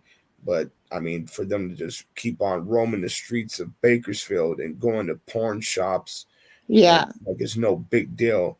They felt like they had it under control because I don't know if you ever heard this, but if there isn't no body, there isn't no case. Case. Yes, I So, said that in the comments too. And mhm. And so they believe that they're gonna get away with it. Like, hey, we're gonna get away with this, but no, they're not gonna get away with it. no. And keeping I believe if you didn't keep this going and everybody in the help and everybody that you have in support, like you said, I feel like it would have just been another case. I mean, I'm not changing subjects, but look at the CPS that failed that other little girl. No one's seen her for 3 years. The mother had the baby, ended up with the father, and she went on the Right, news team right. just to get it out there. Mm-hmm. And it was when they went to the DSS CPS offices, Mm-hmm. nobody wanted to comment, but there were several calls, that were wondering. And that's why I feel I do feel the pain of the biological mom, because I feel everybody's taking their opinions. And when you hear adopted mom and all of a sudden they're like, well, what would she care for? They were taken away from her. But we as a whole, we don't know the whole insides and outs of that story. And either way, you know, that was something she carried in her for 9 months. So there was a bond there, and there would always be a bond there, adopted Of out or course, not. of course. So I do, and I do follow with Roro. So I know, I know that their family is definitely on board and they want to see justice. And I don't want to go on and on about, because I know justice will be served. All I want to do is just be able to have peace and know that they're held accountable. Whoever else is held accountable. I can tell you right now that CPS and that those service people there, I don't know how they call it in California, but there's so many times that I hear they're overwhelmed, they have so many cases and they don't follow up, and by the time that case is opened, they have another worker. So a new worker is coming on board, they may forget to even do a check-in or a welfare check. Right. So I thank you for allowing me to come in, and I can't wait to continue to watch your lives, and Thank you. I God appreciate bless you. you, and thank you for all that you do. God bless you as well. Thank you. Thank you. You're Kim. welcome. Have a good night, and thank you, Danny. You You're too. welcome. You too. Thank you. Thank you. Okay, we have one other person. We're gonna go over here to Mama Wu. Mama Wu, it is your turn. You're up to bat. Come on in, Mama Wu. Hey, can you hear me? Yes. Okay. Just beginning of, thank you for letting me come on your panel and have a voice, because I don't have a voice nowhere else. But there's a lot of dates that are very crazy to me. There's a lot of what? Say it again. A lot of dates, a lot of different dates that are. I'm extremely confused. Okay, first, the DA reported the boys were killed 3 months prior to the missing report. Okay. That was in September. Okay. Okay. So we had gotten this information on March 2nd of 2022. That's when that information came out on the news. I don't understand how Charles Pettis filed the lawsuit September 29th of 2021 at 1:44 p.m. Okay, so here, hold on 1 second. I don't know. That's why I just said right now on the live stream that I couldn't speak up on that whole lawsuit thing because I don't know about it. But somebody obviously spreaded a rumor that Charles or one of the bio dads were suing Ryan Dean. Jennifer just informed me that, on the chat that he's not suing, and Ryan Dean and Mr. and Mrs. Williams just put as well that the bio dad is not suing the boy's mom at all. I don't know who started that rumor. I mean, I don't know. If you want, I could send you the electronically filed 9/29/2021 at 1:44 p.m. I have it in front of me. It's saying Charles A. Pettis, an individual, Brenda Pettis, an individual, plaintiffs versus County of Kern County Children Protective Services, California Children Protective Services, State of California, and does 1 through 100 inclusive, defendant Ryan Dean and individual. Okay. Do you have, what are you on right now? What are you talking on right now? Your phone or? No, I'm not on my phone. I'm on my PC. Okay. It's kind of breaking up a little bit. The reason why I was asking you is because I was going to see if you could turn on your camera and show that. I mean, you can show whatever you want to show right here. I have it on on the top of my computer. That's what I said. If you want, I can send it to you through the email. People, yeah, because I guess people are having a hard time hearing you. I am too, a little bit. It's kind of like breaking up a little bit, like a little choppy. I don't have a mic for my computer. That's the thing. I'm using Bluetooth. Okay. All right. Yeah. Well, if you want to send that to me, go ahead. You can send it over to me. Yeah, I can send you it. It's actually I'll let you know. It's 11 pages. See But here, let me just show also, you. That way you know. If you look at your screen right now, someone wrote that it sounds like you're underwater. That's exactly what I hear too. Like it's really hard to understand you right now. Oh okay, wait, give me Heather. one It looks second. like Heather has Give me something. 1 second. Let me see if I can put the volume up. Heather, do you have this lawsuit as well? And does it say that this person is suing Ryan Dean? 11 pages. Wow, everybody has it, I guess. Not me. But Jennifer just said that Can he's you hear me not. better? So I don't get what's going on. I don't know. Can you Yeah, hear say me it again. better? Can you hear me better? Yeah, go ahead. Oh, okay. Oh, the volume was down. Okay, and also, It actually still sounds choppy. um, There's a lot of people. There's people there's, here saying that it is that. I don't know. I don't know. I'm But looking at the paper right now. I mean, like I said, I can send it to you. It's said it in the box on the left-hand side. Charles Pettis, Brenda Pettis, plaintiff versus County of Kern, Kern County, Children Protective Services, California Children Protective Services, State of California, and does 1 through 100, inclusive defendants and Ryan D, an individual. And then on the right-hand side, it shows the complaint. So, I mean, that's why I said I'll send it to you. So, but there's also a video on Charles Pettis' lawyer stating bones were found in the home in mid-November. That he provided the DNA. okay, it's That's still in you. mid-November. Okay, Mama Wu. It's Yep. still. It really. I promise you. It sounds like you're underwater. People are having a hard time, like actually hearing you. Look at your screen. Look at your screen. I just put up somebody's comment. Can't hear her. Someone else is saying So very I'll choppy. Okay, let me just. You know what? I'll just go on How my about phone. this? Just call me on the cell phone. Call me on my phone, and then I'll just put Okay. it up to the microphone. All right.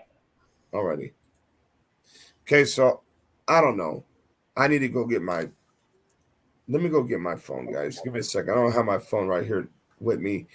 Heather said that she sent it to me, so give me a second. Let's here. Where's my main? This is on the secondary thing here. Let me see here. You guys give me one quick second, if you guys can. I'll be right back.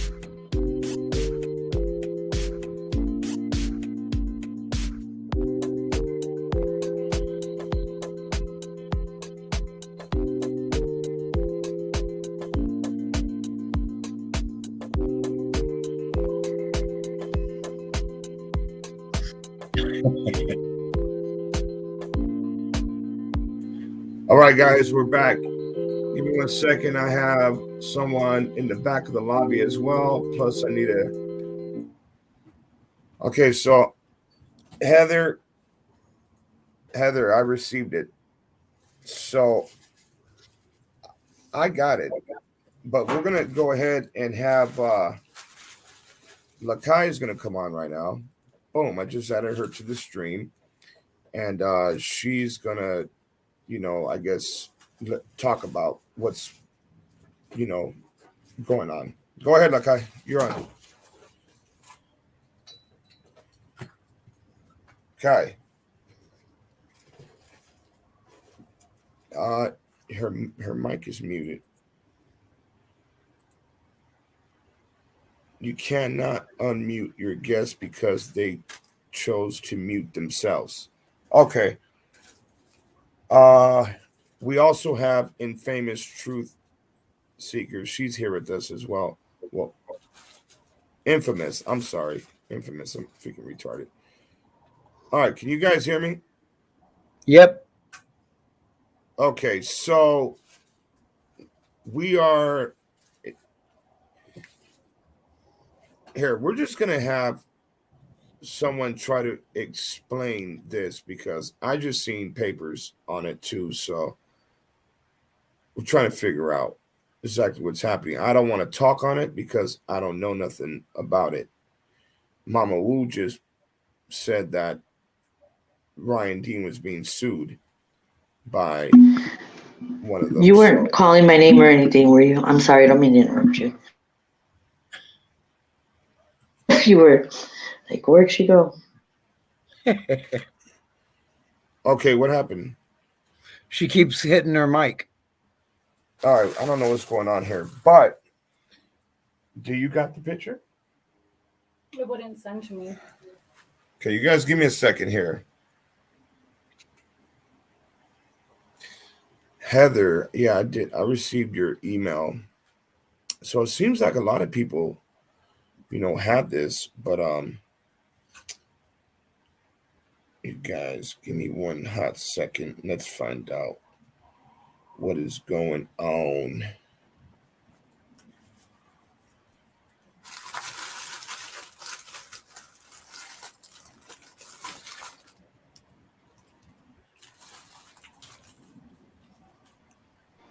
What website do you think you would find that at? I don't know if it's on I got the email. I got it sent to me. So I'm not sure where they got it from.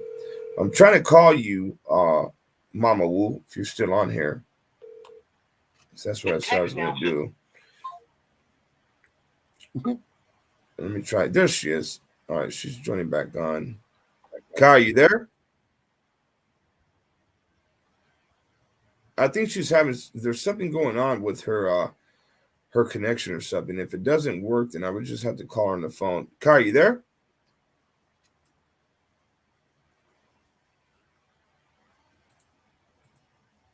Hello.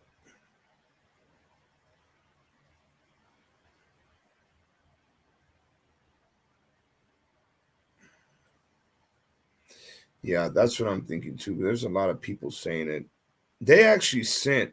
I don't know if this is something old or what, but I've had a few people send this thing over here. I don't know what the hell it is, but why don't you join, Heather? You want to join on here? Thank you for that super chat. Anybody that's super chatting, I do appreciate you guys. Thank you guys for doing that. Yeah, that way we could get that rumor. If it's a rumor, get that rumor squashed because I can't see somebody doing that, especially after Ryan's going through all this shit. Hello. Yes. Oh hey. Okay, I'm gonna put you on speaker. Okay. All right. So maybe now you guys can hear a little bit better. Go ahead. Okay, so can everybody hear me better? Oh, I'm pretty sure they can. Can you guys hear? So my thing is like in the chat, like blowing up. Oh, like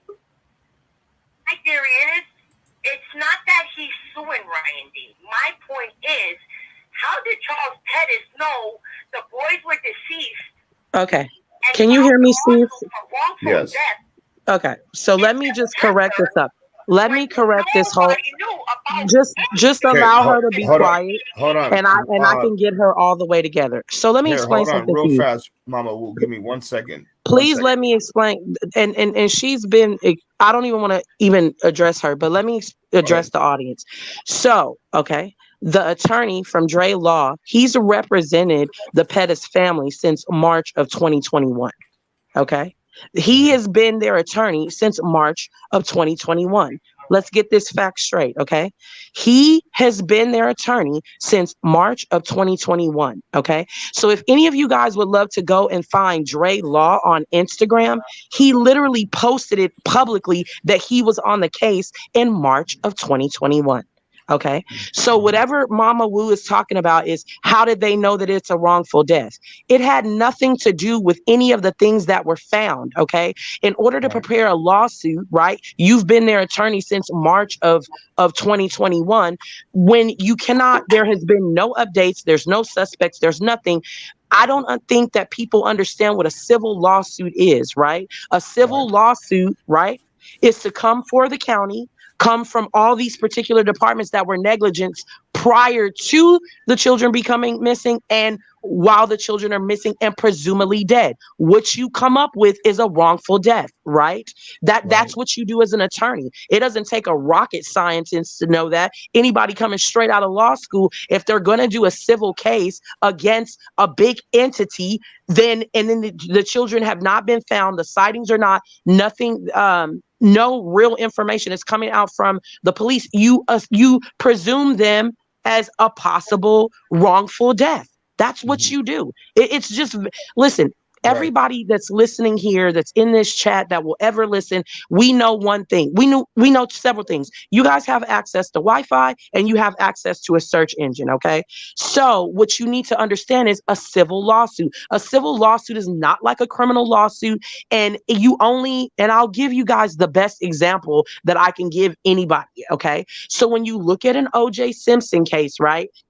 There was a civil lawsuit, okay? There was a civil lawsuit with both families. Ryan is not a defendant. Whatever you see on September the 24th, that was a clerical error, okay? She's named as a nominal defendant, okay? What a nominal defendant is, which Google can help you with, it means not at fault and cannot collect. But that does not mean she cannot get her own attorney and sit aside a civil lawsuit. A civil lawsuit, and I'm going to explain this to you very simply, okay? You cannot have multiple civil lawsuits.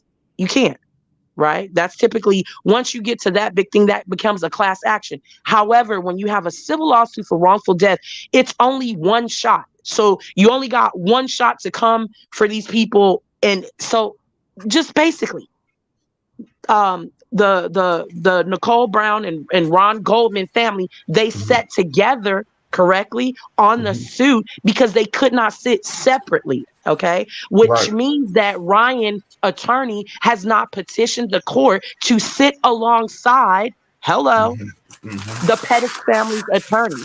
But let me help you out. Go to Instagram, put in Dre Law, scroll all the way back to 2001 in March, and you'll see that the attorney was already there. But for Mama Wu, who's trying to say, how would he know? It's not about how would he know. This is a high profile attorney who has won and been extremely successful in most of their cases, okay? So what they're doing is holding an entity or entities accountable, okay? Because Ryan's attorney did not file with them or at the time of them, she has to be named because the relationship is between him and her, right? That, like the connection to the is to the dean, okay? Because they share children. Right. So she just got named as a nominal defendant. You guys are adding so much, but guess what? Once again, the Wi-Fi worked and the Google search engine and the Unicourt and the court, that all worked in September of 4th of 2021. That this is not new news. What you did was you saw on the 21st of December, what you saw is what KGET's Christian reporter, what he pulled, the last thing that he pulled. There was a clerical error on the September the 4th. She cannot be, she's not at fault for anything. It was accidental. Okay. And that is exactly what the civil case will prove. At the end of the day, the county has always been negligent. They were negligent, so has Safe Haven Bakersfield, so has a lot of different entities. If these children were not unlawfully removed several times, and we're not going to go into detail about that because there's gag orders, okay? Right. With that, there becomes accountability. And people are like, oh my God, they're just suing for money. No. If you have basic common sense, you understand that there is no way to hold large entities accountable or responsible, but to sue them. Hello? It's the only way to hold them accountable. So if you research, right, this is not the first case that will ever come against any entities such as Children's Services, the state of California, all these other 99 other spaces that are there, and all of these other individuals that intricately, had a role into the removal that resulted in wrongful death. It's basic common sense. So either what you can do is, in order to build your skill set and your reading comprehension, there's this thing called read theory, read book articles, Reader's Digest. You can do Sudoku, take ginkgo biloba. This is not anything new. What was filed in September the 4th that everybody's like, oh my God, he's suing Ryan. It's a clear error. The courts then corrected it, and it was and it's a non-defendant. She wasn't as much as possible for anything because it was an accident. Hey, Kai, there's something going on with your mic. Something's going on with your mic. It's like breaking in and out. You good? Yeah, but okay. But do you understand what I'm saying? Did you get the just? Oh, absolutely, yeah, 100%. So it's not like it's a big mystery and somebody found it. Yeah, that's why it's good to nip it in the bud because right away. Get it and research it. But here's the thing: things are filed from a mistake, just random clerical errors. You then just refile and then do the adjustment. It happens all the time. This is not like, oh, how would the attorney know and this and that and there were remains found. Well, we know that there were no remains found. We know that. And then there was a sampling done. Okay, well, samples are done all the time, especially if they're not stored or given to the proper entities ahead of time. Does it make sense? So I don't know if you guys know, but this is not the first of samplings from the bio. It's the second. Okay. And then the second time it went into a national database. Does that make sense? Yeah, of course. So if you would like, and this is stuff that I mean, it's physically there. So whatever was filed on the 24th is actually null and void because the correction was made, right? But here we go. Instagram is very accessible. Dre Law is very accessible. He posted the boys' flyer. He said Dre Law, and I can quote what he said, is on the case of March of 2021. So he was already their attorney. It's not like they all of a sudden ran and got an attorney. No, they had one in spring of 2021. It's public information. But just because you guys are assuming that there were things found and samples taken, they're not even logistically within the same time. That's just what is reported. Now, is that factual? Not necessarily true, but you want to argue about what the Pettis and what the biofile or what the attorney, how would they know? It doesn't really matter. We have two individuals that are in court, right? We have most likely, and I'm going to say what I'm going to say based off of the indictment. Read page 5 of the indictment. You can go to Bayon Wang's Facebook page. He has it fully there. Page 5, lines 1 through 10. It clearly states a minor accomplice. Okay. Now, to what extent that minor accomplice is, we don't necessarily know, right? But who is now a witness. So everything that this other person, Miss Wu, is saying is very irrelevant. Anything that Everyday Shenanigan has said today is irrelevant. He's not suing Ryan because she was not at fault, just like he was not at fault, just like the bio father. Were they talking about that as well over there on their channels? No, yeah, they mentioned it, but it was so funny because I recall her on December 21st when Christian Galliano from KGET, he posted the court case. So what they are doing is pulling whatever that was filed on the 4th of September 2021, right? There were clerical errors throughout the entire thing, and then they resubmitted the documentation, and that's the one that was posted on the anniversary of the boys being reported missing. So regardless of what you guys can actually see, it's always been public record since the day that it was filed. It's a civil case. It's not sealed. It's not the criminal case. There's no gag orders. There's no sealing of things because there are minor children over there. No, this has always been public record. So if you had this knowledge, I mean, you should have brought it to the public before, but it's days late, dollars short, and it's hindsight when the proper documentation was filed with the proper corrections. Like, what are we talking about here? It's totally irrelevant. Right. But does anybody, I can't see the chat. So is anybody asking any questions and want me to assist in clarifying anything else for them? Because I'm here to clarify any questions that they may have. Look, I just want to say you're amazing, and thank you for clarifying and making sure that, you know what I mean, that the information is coming out correct. And we all need to do our research before, you know what I mean, before we even try to voice anything, because this is it's very critical right now. This time. Right. 100%. Right. So here's the thing. It said the criminal case clearly states, right? Presumably, there's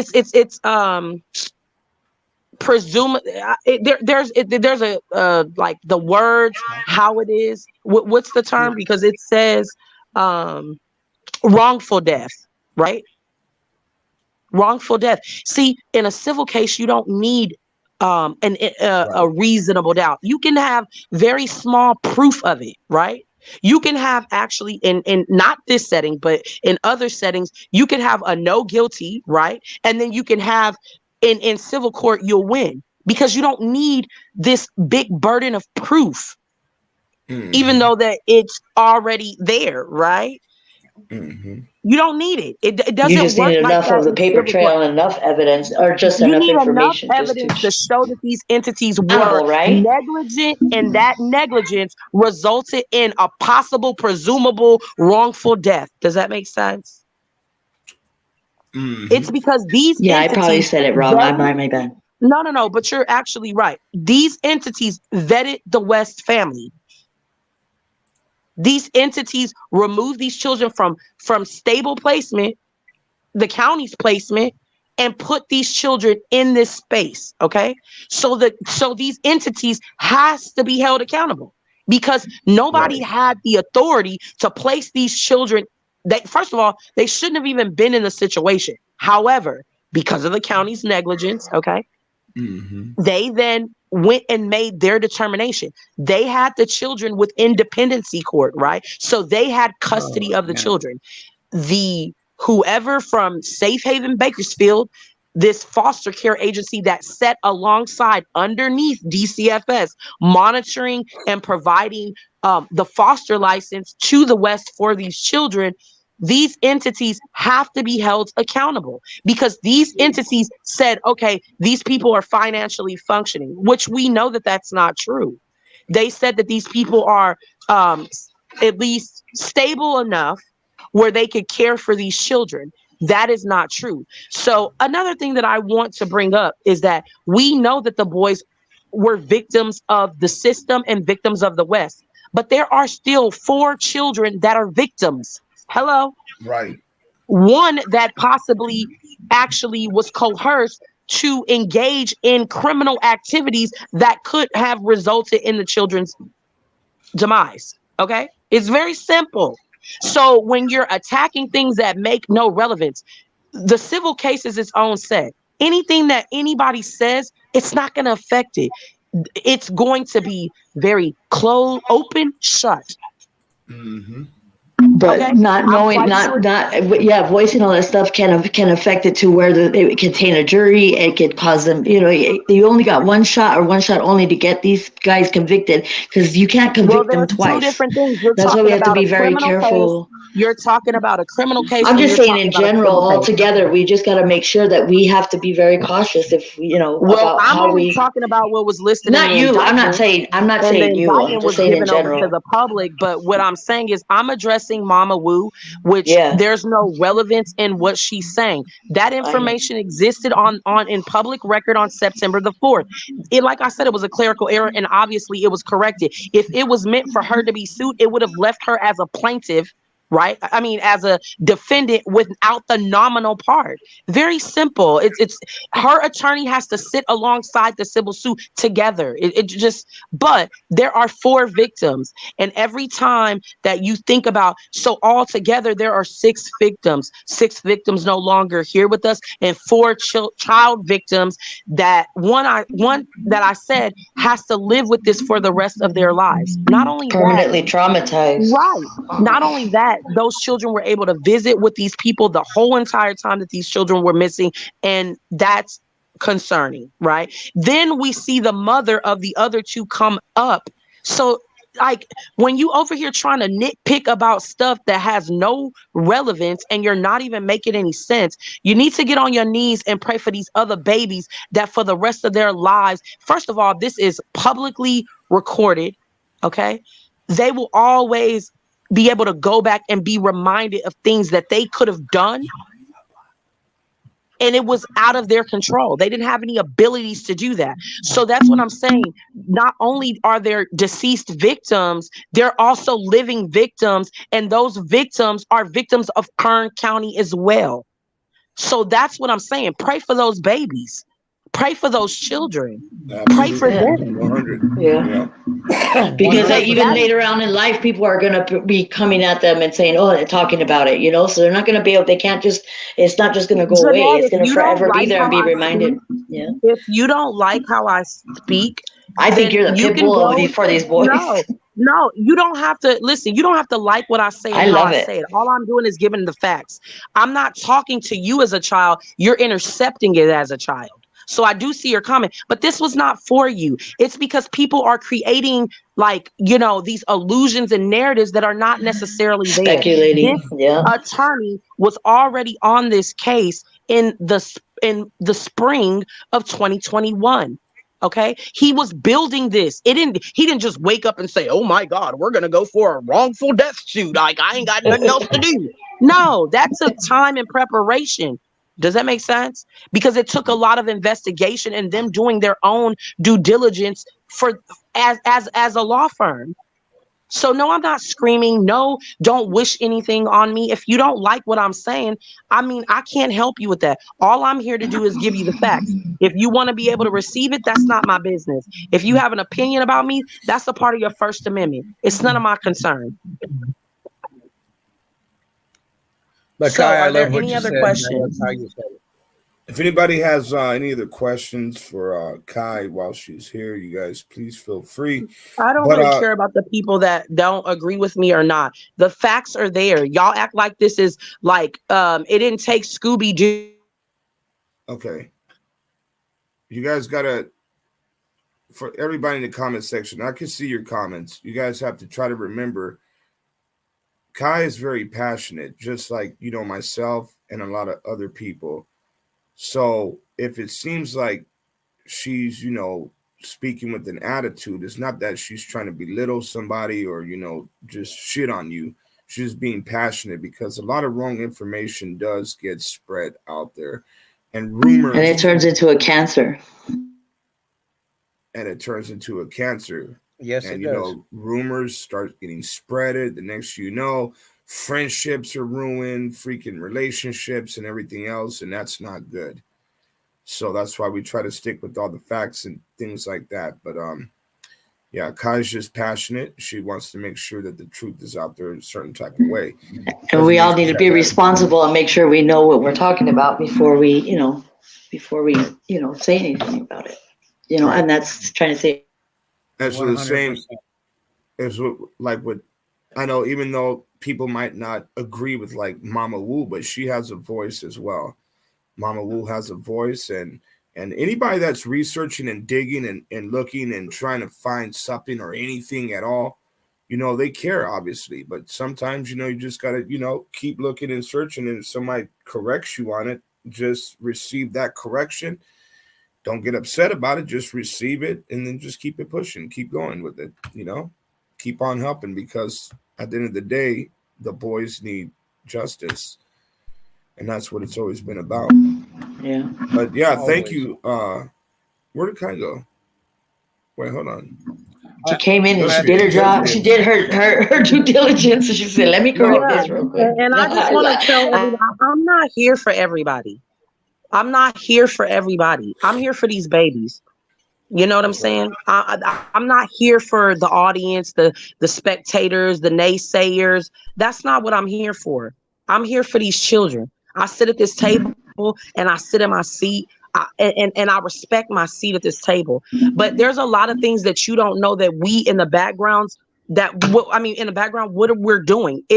We've neglected a lot of things in our lives to make sure that we got to this point. Is it what we wanted from this situation? Absolutely not. But it is what it is, and we're trying to process. But there's other things going on in the background that we're constantly still attempting to work on, you know, is attempting to still make sure and work and advocate for these other children. And not only that, I was advocating for those children in the background already. But because you guys are not a part of this small, tiny team, you would not know that. You wouldn't know that who I'm contacting, people up, you know, up in the hierarchy of California, who I'm contacting, making sure that these children were safe. Do you understand what I'm saying? Making sure that the proper evaluations were done on them, speaking to them. Not only that, you guys, what Matt was doing as so here we go again, right? So the babies went missing. Okay. Then the state said, okay, well, at this point, since those children are missing, we're going to remove their bio children and their adoptive children, and they have to be monitored while visiting them. And then we see Maria, which is Jacqueline's mom, go visit them when their children were already in custody, which means that they are not supposed to be around any child not monitored. So they go to visit them several times over at the Aspen home. And then once they board up and jump ship from Cal City, they go and live in a home with adoptive and foster children at the time. And reports were being made on that. So there are a lot of things that has gone on over this large 14-month period that there is not, like, you guys don't know about. You guys come in and tune in every now and then, do a little research.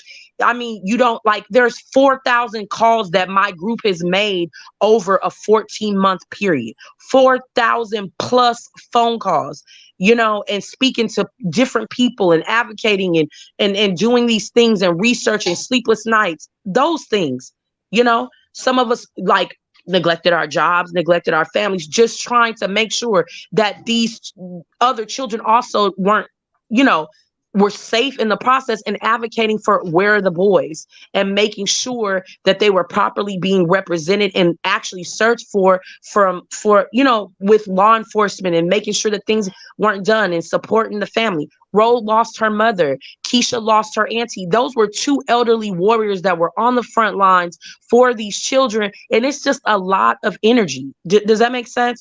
And You then want you to hear, like, hold the chain of custody that had custody of these boys, supposedly, that were supposed to keep them safe and get them out of a supposed not safe environment, which they would have been better off with their mama. But you know, and then they don't want this all to be uncovered, and I get it 100%, and I respect you, and I thank all I'm you not guys really for concerned about doing Remy, and I'm gonna just go here. I'm not concerned about Remy. Her mom is Mama Wu. She was on Benny's live, you know, bashing bio. You know, this is what they do.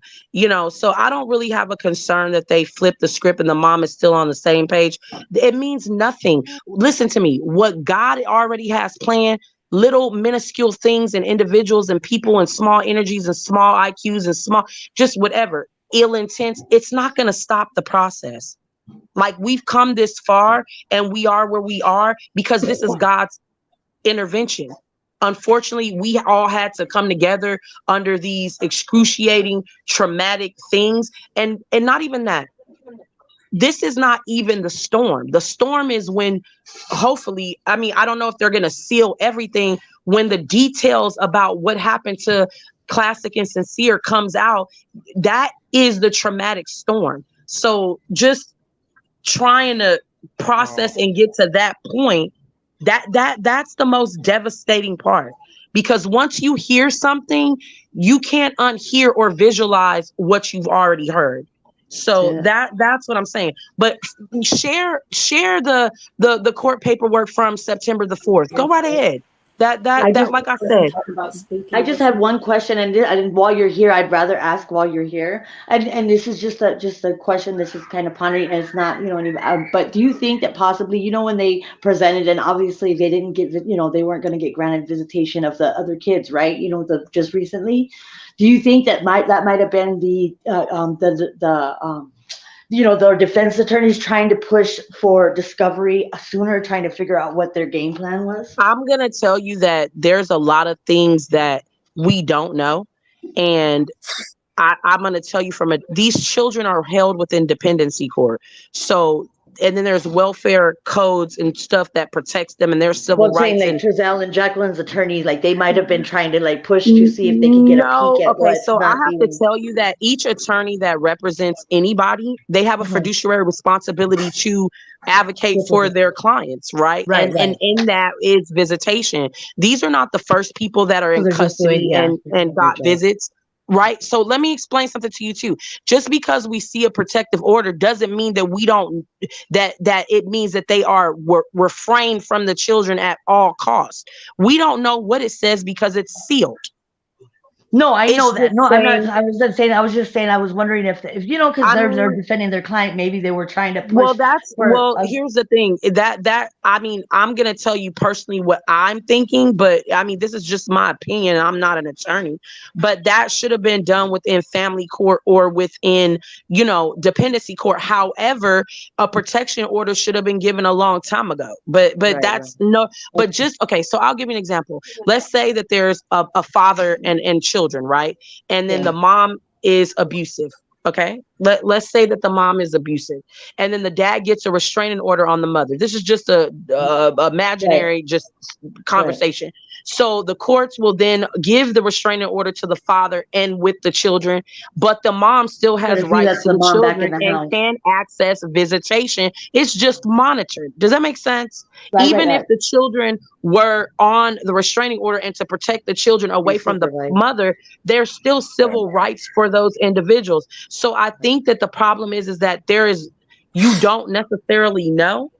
Yeah. Right. But and then you don't want them to turn around either and say, oh, well, they, I was infringed on my rights too. So that's why they got to make sure that all this stuff is why. Properly. Okay. So, and that is why, as an attorney, those attorneys had to do what they had to do, because if not, then Trezell, or let's not even use their name. Into a whole nother then scenario, their clients can say, listen, you're not doing your fiduciary responsibilities for, to me as a client, and you are ineffective counsel.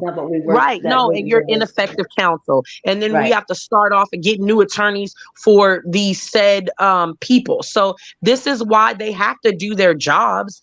Right. Yeah. I get it. I'm just glad that you're here because I'd rather clarify it through you because you got the knowledge, and I don't really care to lie on you, Remy. You're relevant. I won't ever mention your name again. I don't really care. Somebody asked, who am I?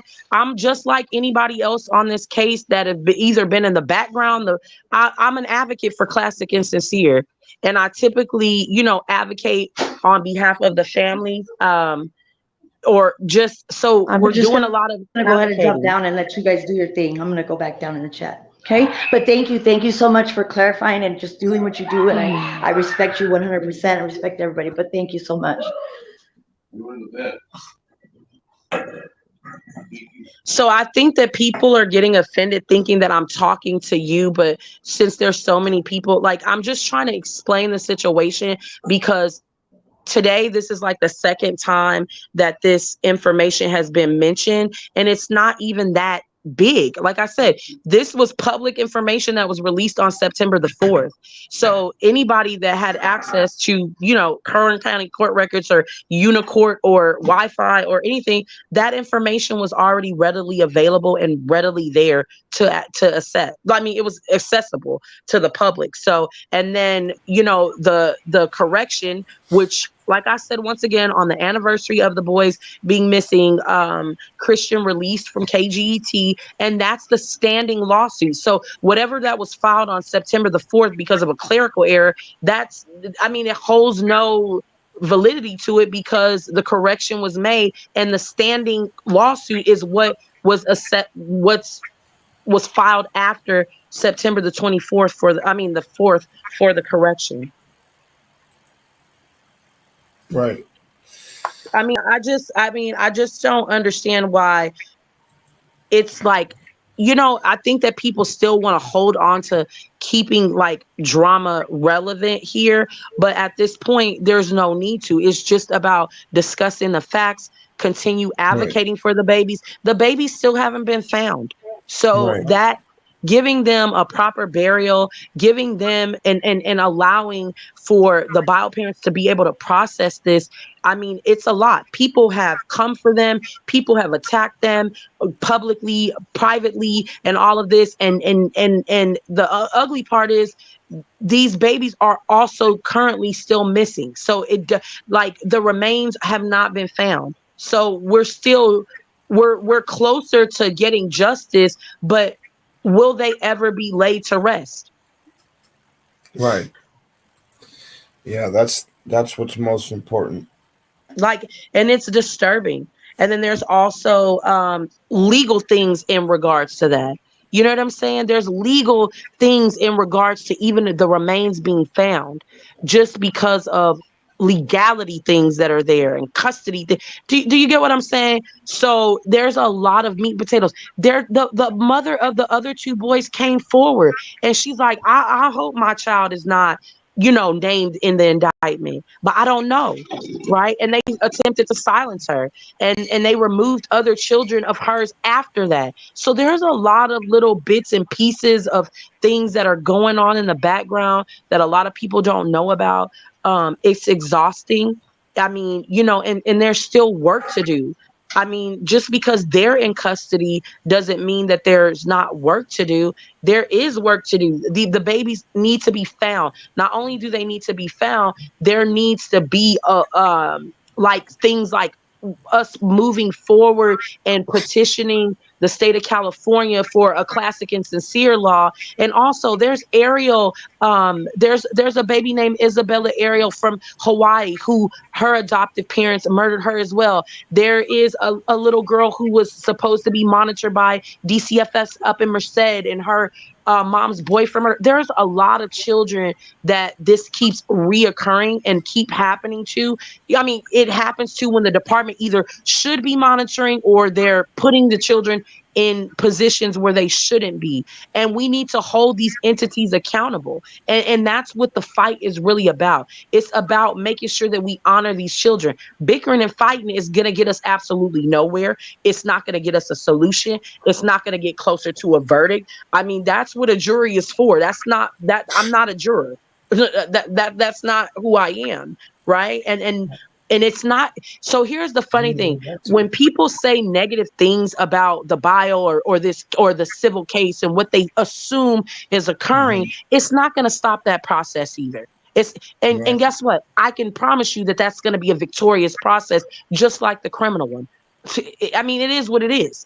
It's just, but some of us have a little bit more knowledge of certain things than others do, but that's because we devoted a lot of time trying to find out and advocate it and keep it very personal to our chest what was going on. So, but like I said, is there any other question? William, were you trying to say something, William? Oh no, just something that popped up on the screen that. Yeah, I have no idea what that is. We had a couple trolls already come in here, man. Freaking said for the I'm pretty sure they were talking about the boys, talking about for them to rest in piss.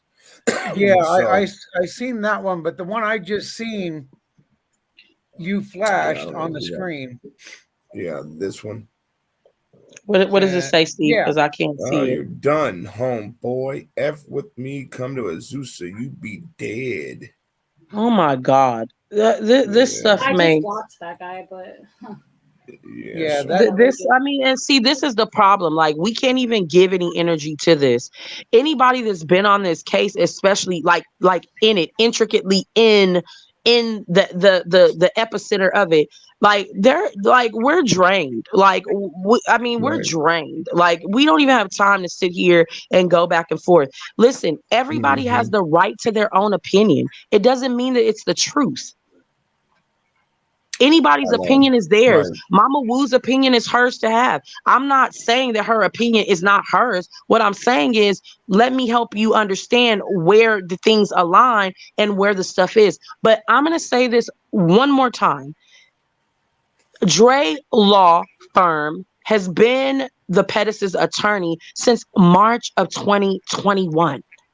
So Mm-hmm. this wasn't like, oh, they saw this guy and he was like, ooh, I need some help. And oh, and one day I'm gonna put together an entire civil case and submit it to like it's like civil lawsuits for dummies. Like it came out of a Right. book or off of, you downloaded some Mm-hmm. type of template off of, I don't know. You know what I'm saying?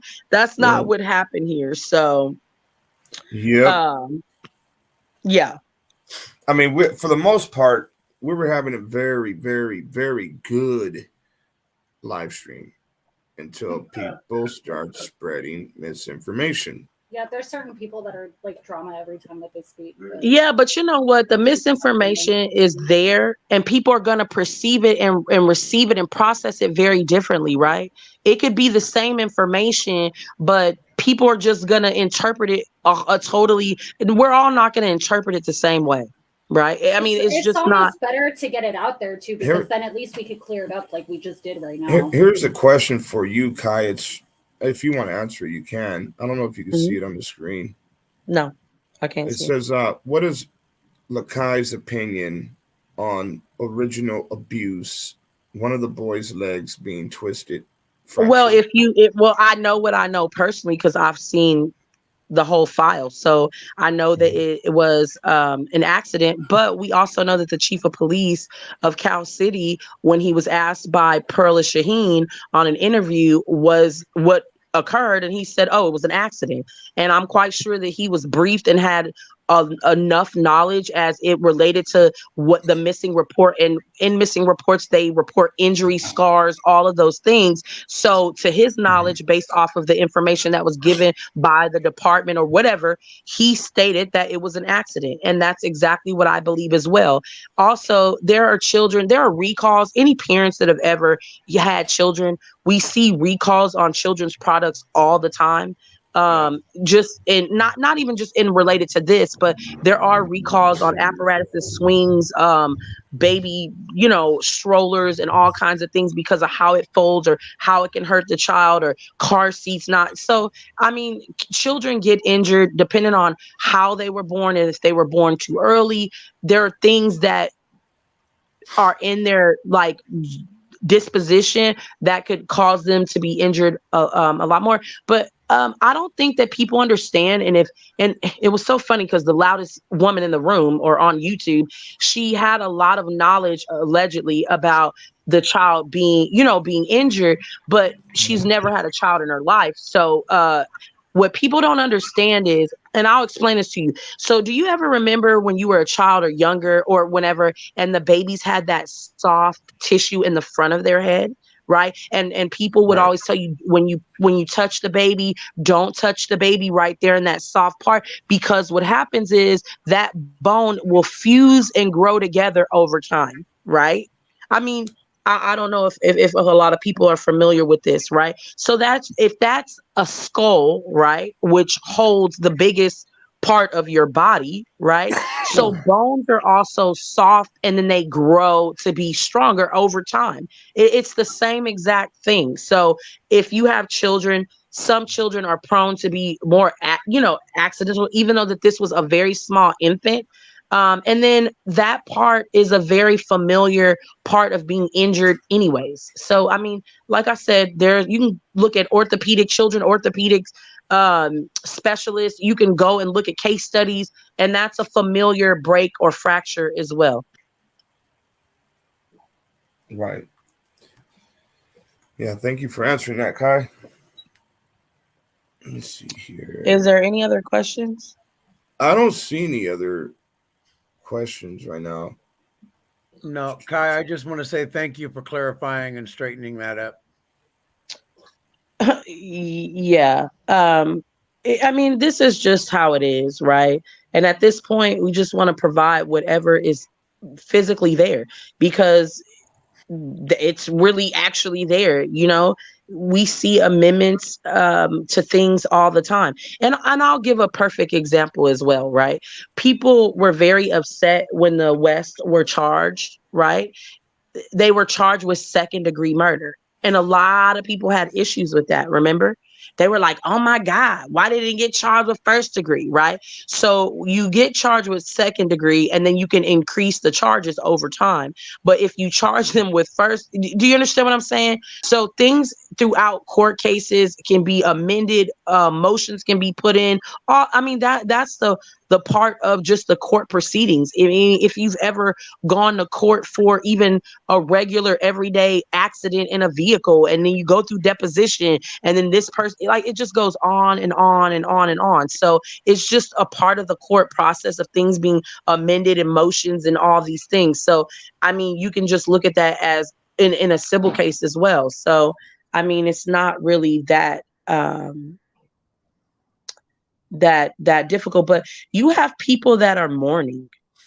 And I feel like if you have respect for Classic and Sincere, please have that same respect for their bio parents. Because if you know what you know, which you guys will get to see over the course of a criminal case and a civil case, you will see, and all of the truths will be revealed, right? Have respect for them. These people are grieving because this should have never happened in the first place. But unfortunately, this is where we are. And there are siblings to these children that are also trying to process the loss. And I don't think you guys understand how much of a great loss it is. It's continuous loss, especially over the time that the boys have been missing. Every psychic that said, oh, the boys was in the water. Oh, I found the boys. Oh, this is the boys. People calling. God, that was crazy. Yeah. People calling, we had people all the way up to the arrest of Trezor and Jacqueline still saying that they seen the boys in Palmdale. Yeah. Right. We just seen them. They're over here and they're over here. And I'm just like, what? Or people calling, Selena, LV United. Oh, I got the boys. Give me ransom. Y'all don't know. It's been a lot of stuff going on. So what you don't understand is that every time there's a sighting, every time there's a psychic, every time. So I'll explain it to you like for like how elderly people, when they start to have dementia and Alzheimer's, right? A lot of times they have these reoccurring thoughts, right? So if, let's just say, I'm gonna use the word Thelma. So Thelma has Alzheimer's, and her best friend Doris passed away. And Thelma's like, oh, I want to call Doris. And then you're like, oh no, Doris died. And then every day this is going and reoccurring, right? Oh no, Doris passed away. Oh no, every day Thelma has to grieve Doris. Does that make sense? Mm-hmm. Every occurrence, Thelma has to grieve Doris. So every occurrence, or this possible hope that the children were alive or seen or inside the ocean, the lake, in Palmdale, in Kalamazoo, I got them in the in Arizona desert. Here's a ransom. All these trolls. All the kids are in Ghana. They're in Africa. Like, all this stuff is like, it triggers these emotions, right? And then you're constantly going up and down, up and down, up and down, up and down. So That's what the bio family has gone through. Not even that, the people that have supported and been boots on the ground, that's they're looking for hope that they're alive, and then they're chasing that hope to find them. Do you understand? And it's just a part of a process that goes up and down, and emotionally you're going through a process that you don't even know what it is, but to look back at it, and then now you have to grieve, and then all of those times where you were up with hope, and then you get dropped down to the ground, and it's like, and then you hear this, and then it's like, that's not what we wanted or prayed for or hoped for, because those children deserve to live. They deserve to live. They should have been here. You know, we should have been able to find them. But unfortunately, we still haven't found them. And what about that grief? So you know, and then you look at, there are so many missing groups. There are missing families. If you ever go listen to their stories, when they're missing and then they're found, right? That's different, because they get to process a true grieving process. They get to go through the steps of grieving.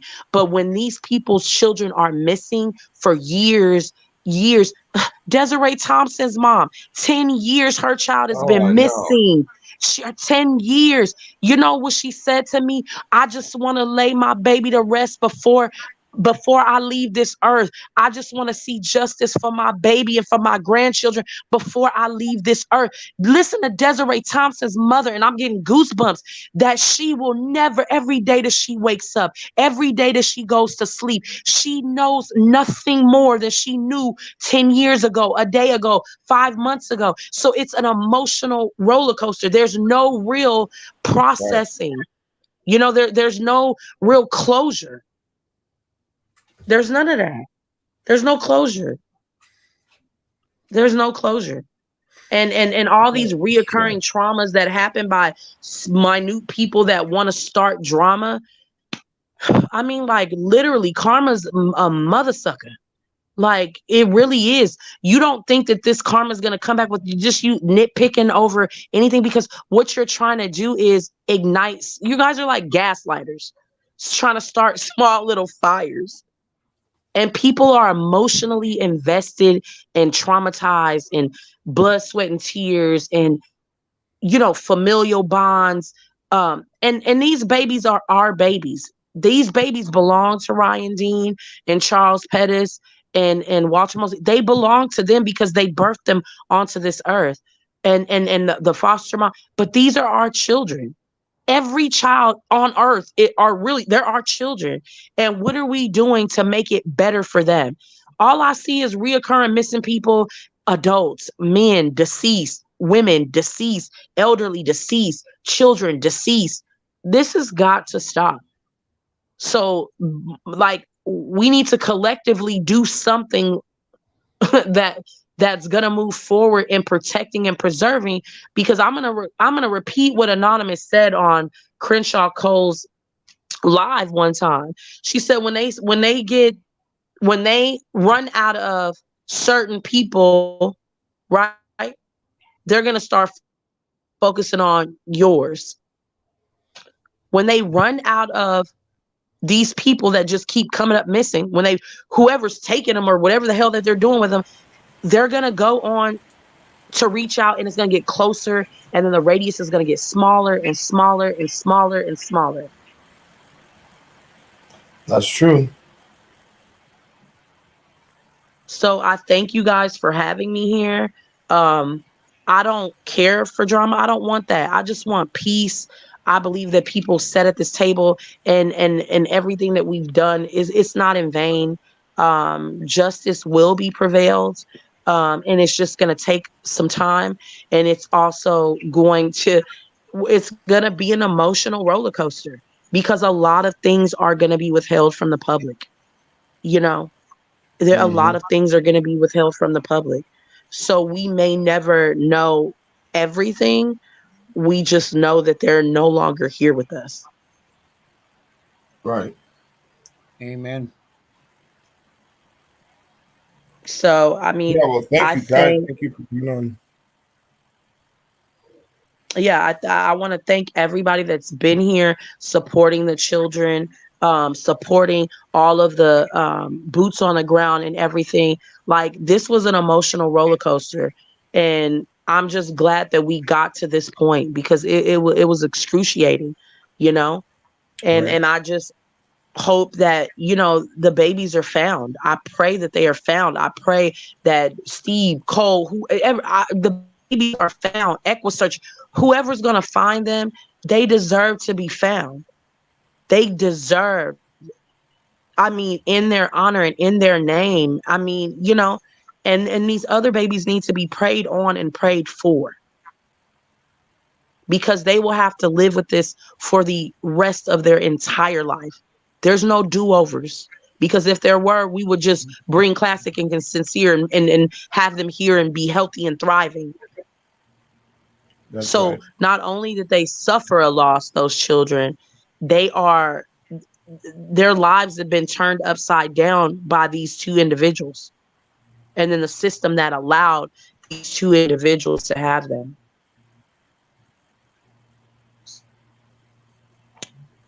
So I thank you guys, and just continue to pray, continue to follow, you know, this journey with us, because that's what it is. It's a journey. And I mean, I don't think that it's going to get easier as it gets into like the meat and potatoes of, you know, the trial. No, it's not. It's going to evoke a lot of emotion, but the bashing of individuals, it's useless. Please put some respect on these children's name and the people that birthed them.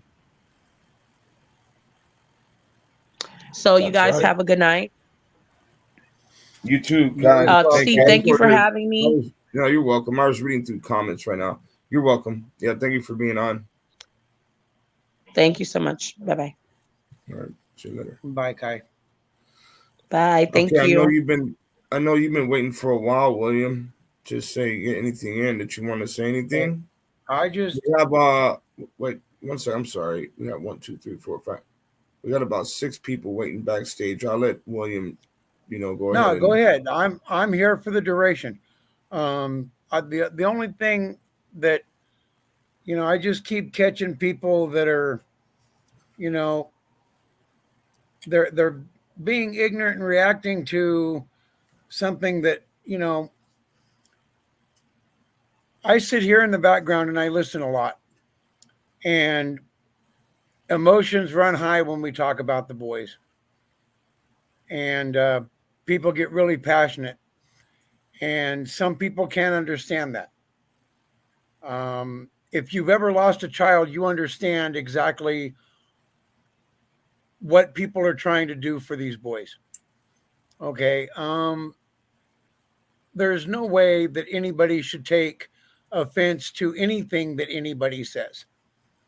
Okay. Especially when everybody has their own voice and everybody understands things differently than everybody else.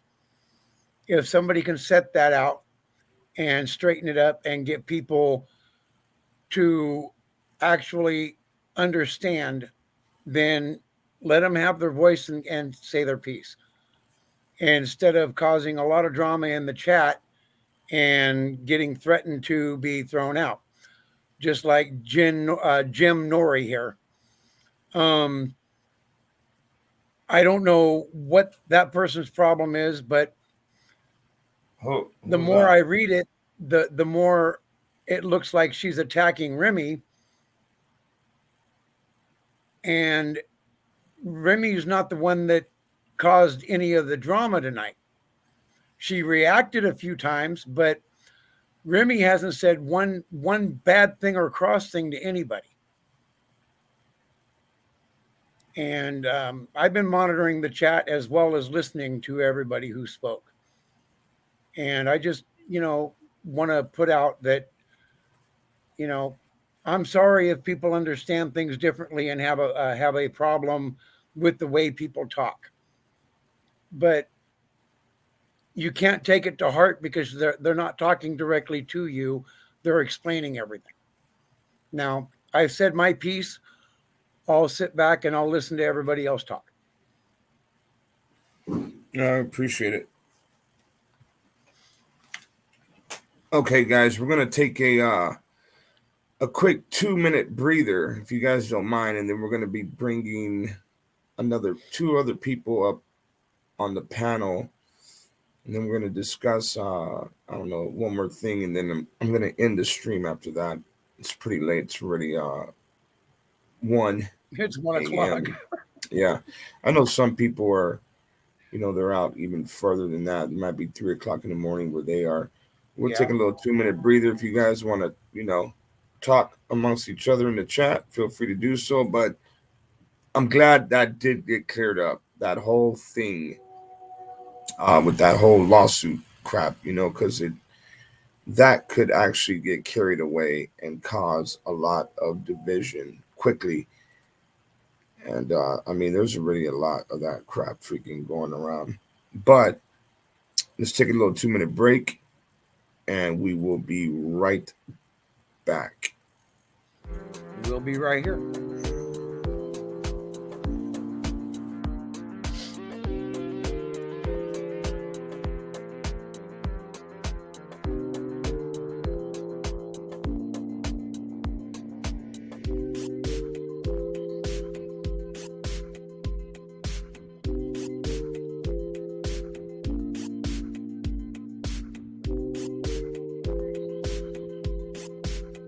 Yeah, Brenda, I lost 2.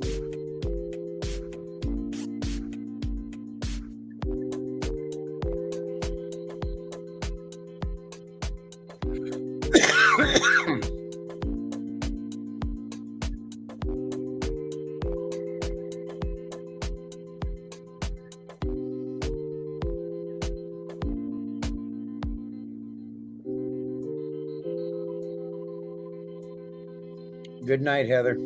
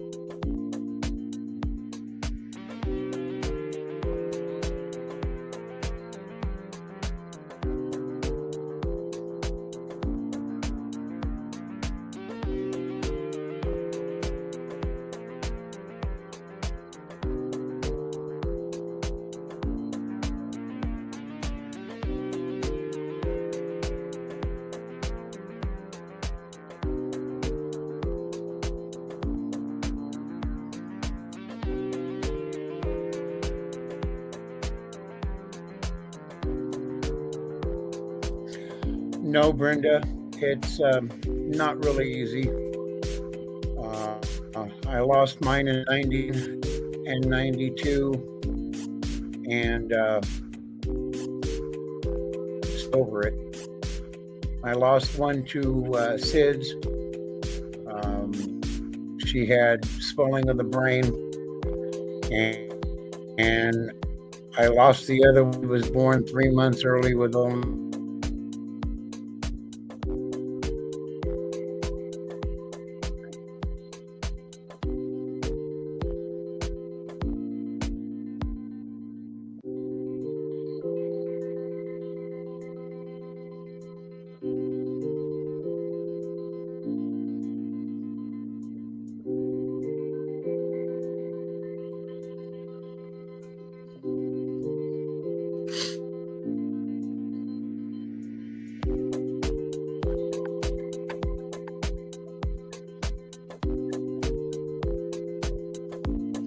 hugs to you as well, Brenda. Hey, Remy, I haven't seen one bad thing come from you at all. And I'm sorry that, they were trying to attack you for something that was said or they misunderstood, but everything was going awry there for a minute. And everybody was just looked like they were trying to attack everybody.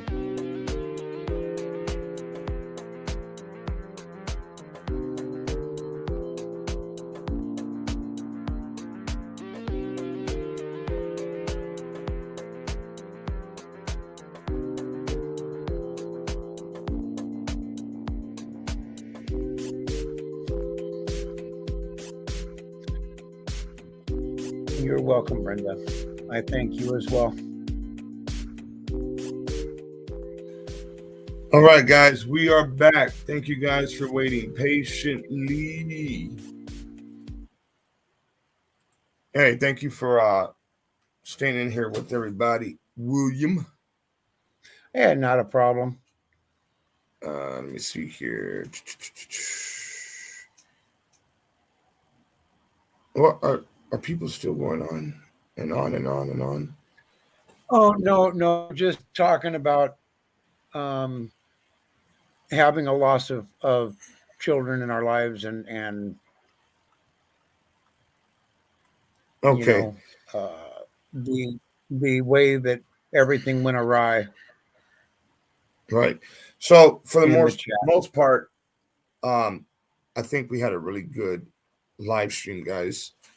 It's always about the boys. That's who it's should always be about, right? Justice for Always, Orson, 100%. classic and sincere, should I say?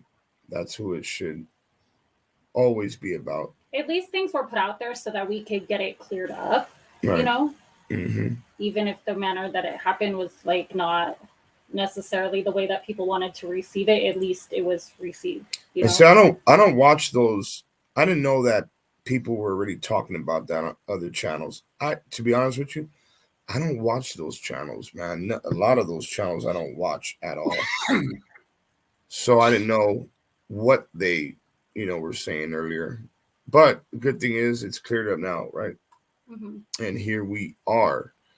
So I'm going to go and find this other article or video real quick. Give me 1 second. I gotta hit stop sharing that.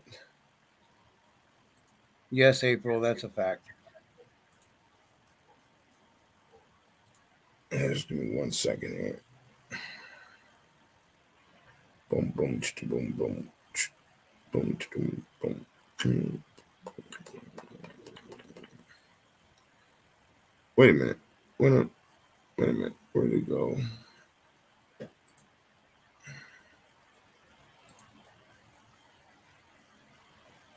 Mm-hmm. Oh, I know what I wanted to show you guys. So, just another little piece to show you guys, how much they were messing with all of us. You remember when they said that the boys were in the backyard and they were back there playing with chalk? Yeah. So I mean, these people are so evil and nasty, man. Freaking Trezell and his mama and everybody else over there in Bakersfield. When it comes down to that family, they were watching everyone's videos, and they started, doing a narrative like, oh, they think it's like actual chalk they were playing with, till we found out the dog's name, right? But look, remember there was a piece of chalk later on. I don't know if you guys remember that, but later on, somebody put chalk in that backyard. Here is a video from the very beginning from AB News Crew, right? So we're going to go. I'm going to show you guys something real quick. This is from the beginning of when this first started happening, like February or something like that. Yeah, here it is. February is when he went back out there. But let me show you guys this real quick. I'm gonna blow up the screen. There's something going on with the internet. It's starting to lag a lot. Yeah, mine's been lagging all night. Okay. Can you guys all see the screen pretty good, right? Wait, no, here, let me take this off real quick. Sorry about that.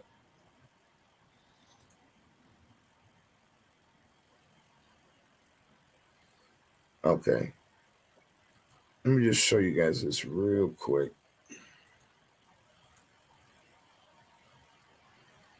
Okay, about right here.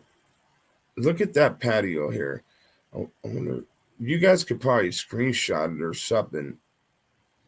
If you zoom in, here is that patio. there's nothing out there. There's no little piece of chalk laying there. There's nothing. These people are so sick and twisted to where they literally came out here and ended up putting chalk right here and trying to mess with the crime scene or stage some type of scene right here. I can't even say crime scene because it didn't really happen here. But look at this. Let me see. I'm going to go back over here to the chat for that way I can see your guys' chat right now. All right. So let's do this, guys. I'm reading through the chat. I'm pretty sure we're all past that already by now, right? That whole thing back and forth with Remy and anyone else. Yeah, like can we just drop it from this point on and nobody has the last word from here on out? Yeah. Like that would be a great idea. Yeah, like it's done. leave it be already, guys. It's just like, when you come on the panel, be respectful. Same as in the chat, not everybody wants to. That's one thing that I tried to do and keep the channel not like all those other crime drama channels, whatever you want to call it. There you go. Yeah. But yeah, so if anybody's asking for my email, it's been at the bottom of the screen, right at the bottom. There's a banner type thing at the bottom. It's been down there the whole time. Email me, avunitedwestand@gmail.com. So, but yeah, if you guys take a look here at this video, it's under AV News Crew. Just type in Cal City missing toddlers and this date right here, and it should pop up. But yeah, they staged this whole thing. Hickey, I'm over here with Steve. Mm-hmm. She said, where did Danny's voice come from? I've been sitting right here. Yeah, Danny's right here the whole night. Yep. You know what? Give me 1 second, man. I have this new effect. Here, you guys let me know what you guys think about this effect right here. Hold on. Let me get it for you.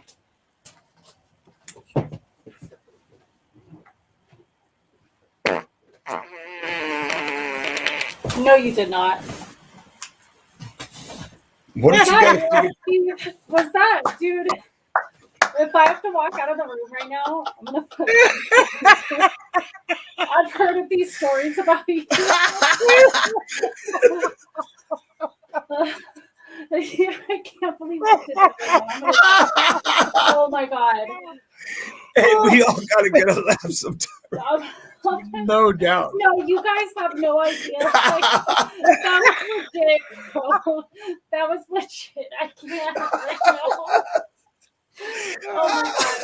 I'm gonna put my pants. Miss Williams said, "What the hell?" That's for, like, what is hey, he doing? that's for all them haters out there. He put his ass in the microphone. Everybody say, was that God. Steve Barton? What the hell? Okay. Oh my god. Oh my. You're like, it does not smell right now, Steve. Yeah, right. Stories. No, I said you're lucky it doesn't. Oh, yeah. Oh my, because I've heard. Okay, like, no. That's bad. That's not right, Danny. You shouldn't have done that. Oh my god, that was not me, bro. Shut. Do not even. Oh my god. Somebody said, "Is that Matt?" All right, but on another. That did lighten the mood, though. Right? Yeah, it did. And, you gotta, lighten the mood, guys. You gotta, Okay. smile. That's what you gotta do. You gotta smile, stay encouraged, and just keep on pushing. Here, I'm gonna go ahead and put up this comment here. It's a prayer by Communities Hand in Hand.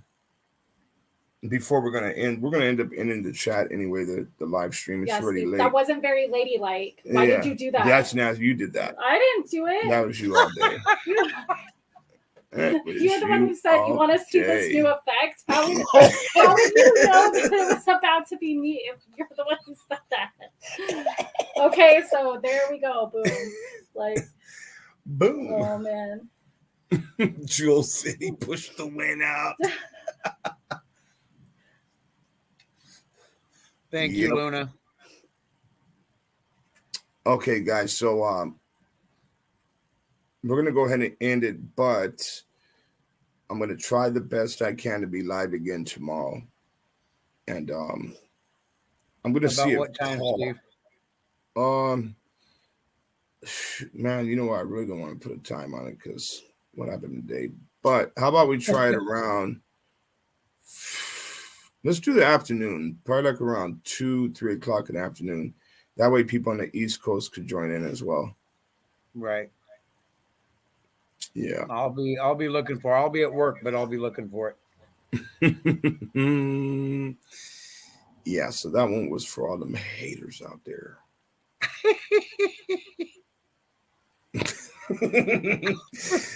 All right, guys. I love you guys. I appreciate you guys. Thank you guys for all being here.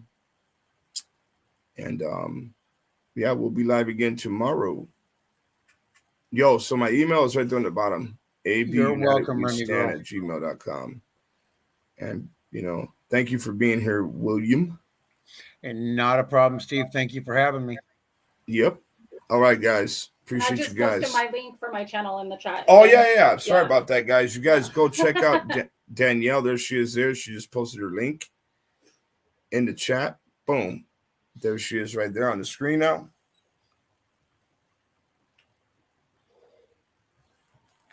You guys go check her out. Show her some love.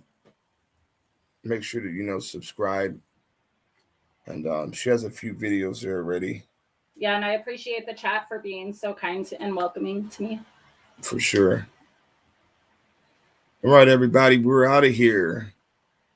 You guys stay encouraged. God bless. You all have a good night, and God bless everybody.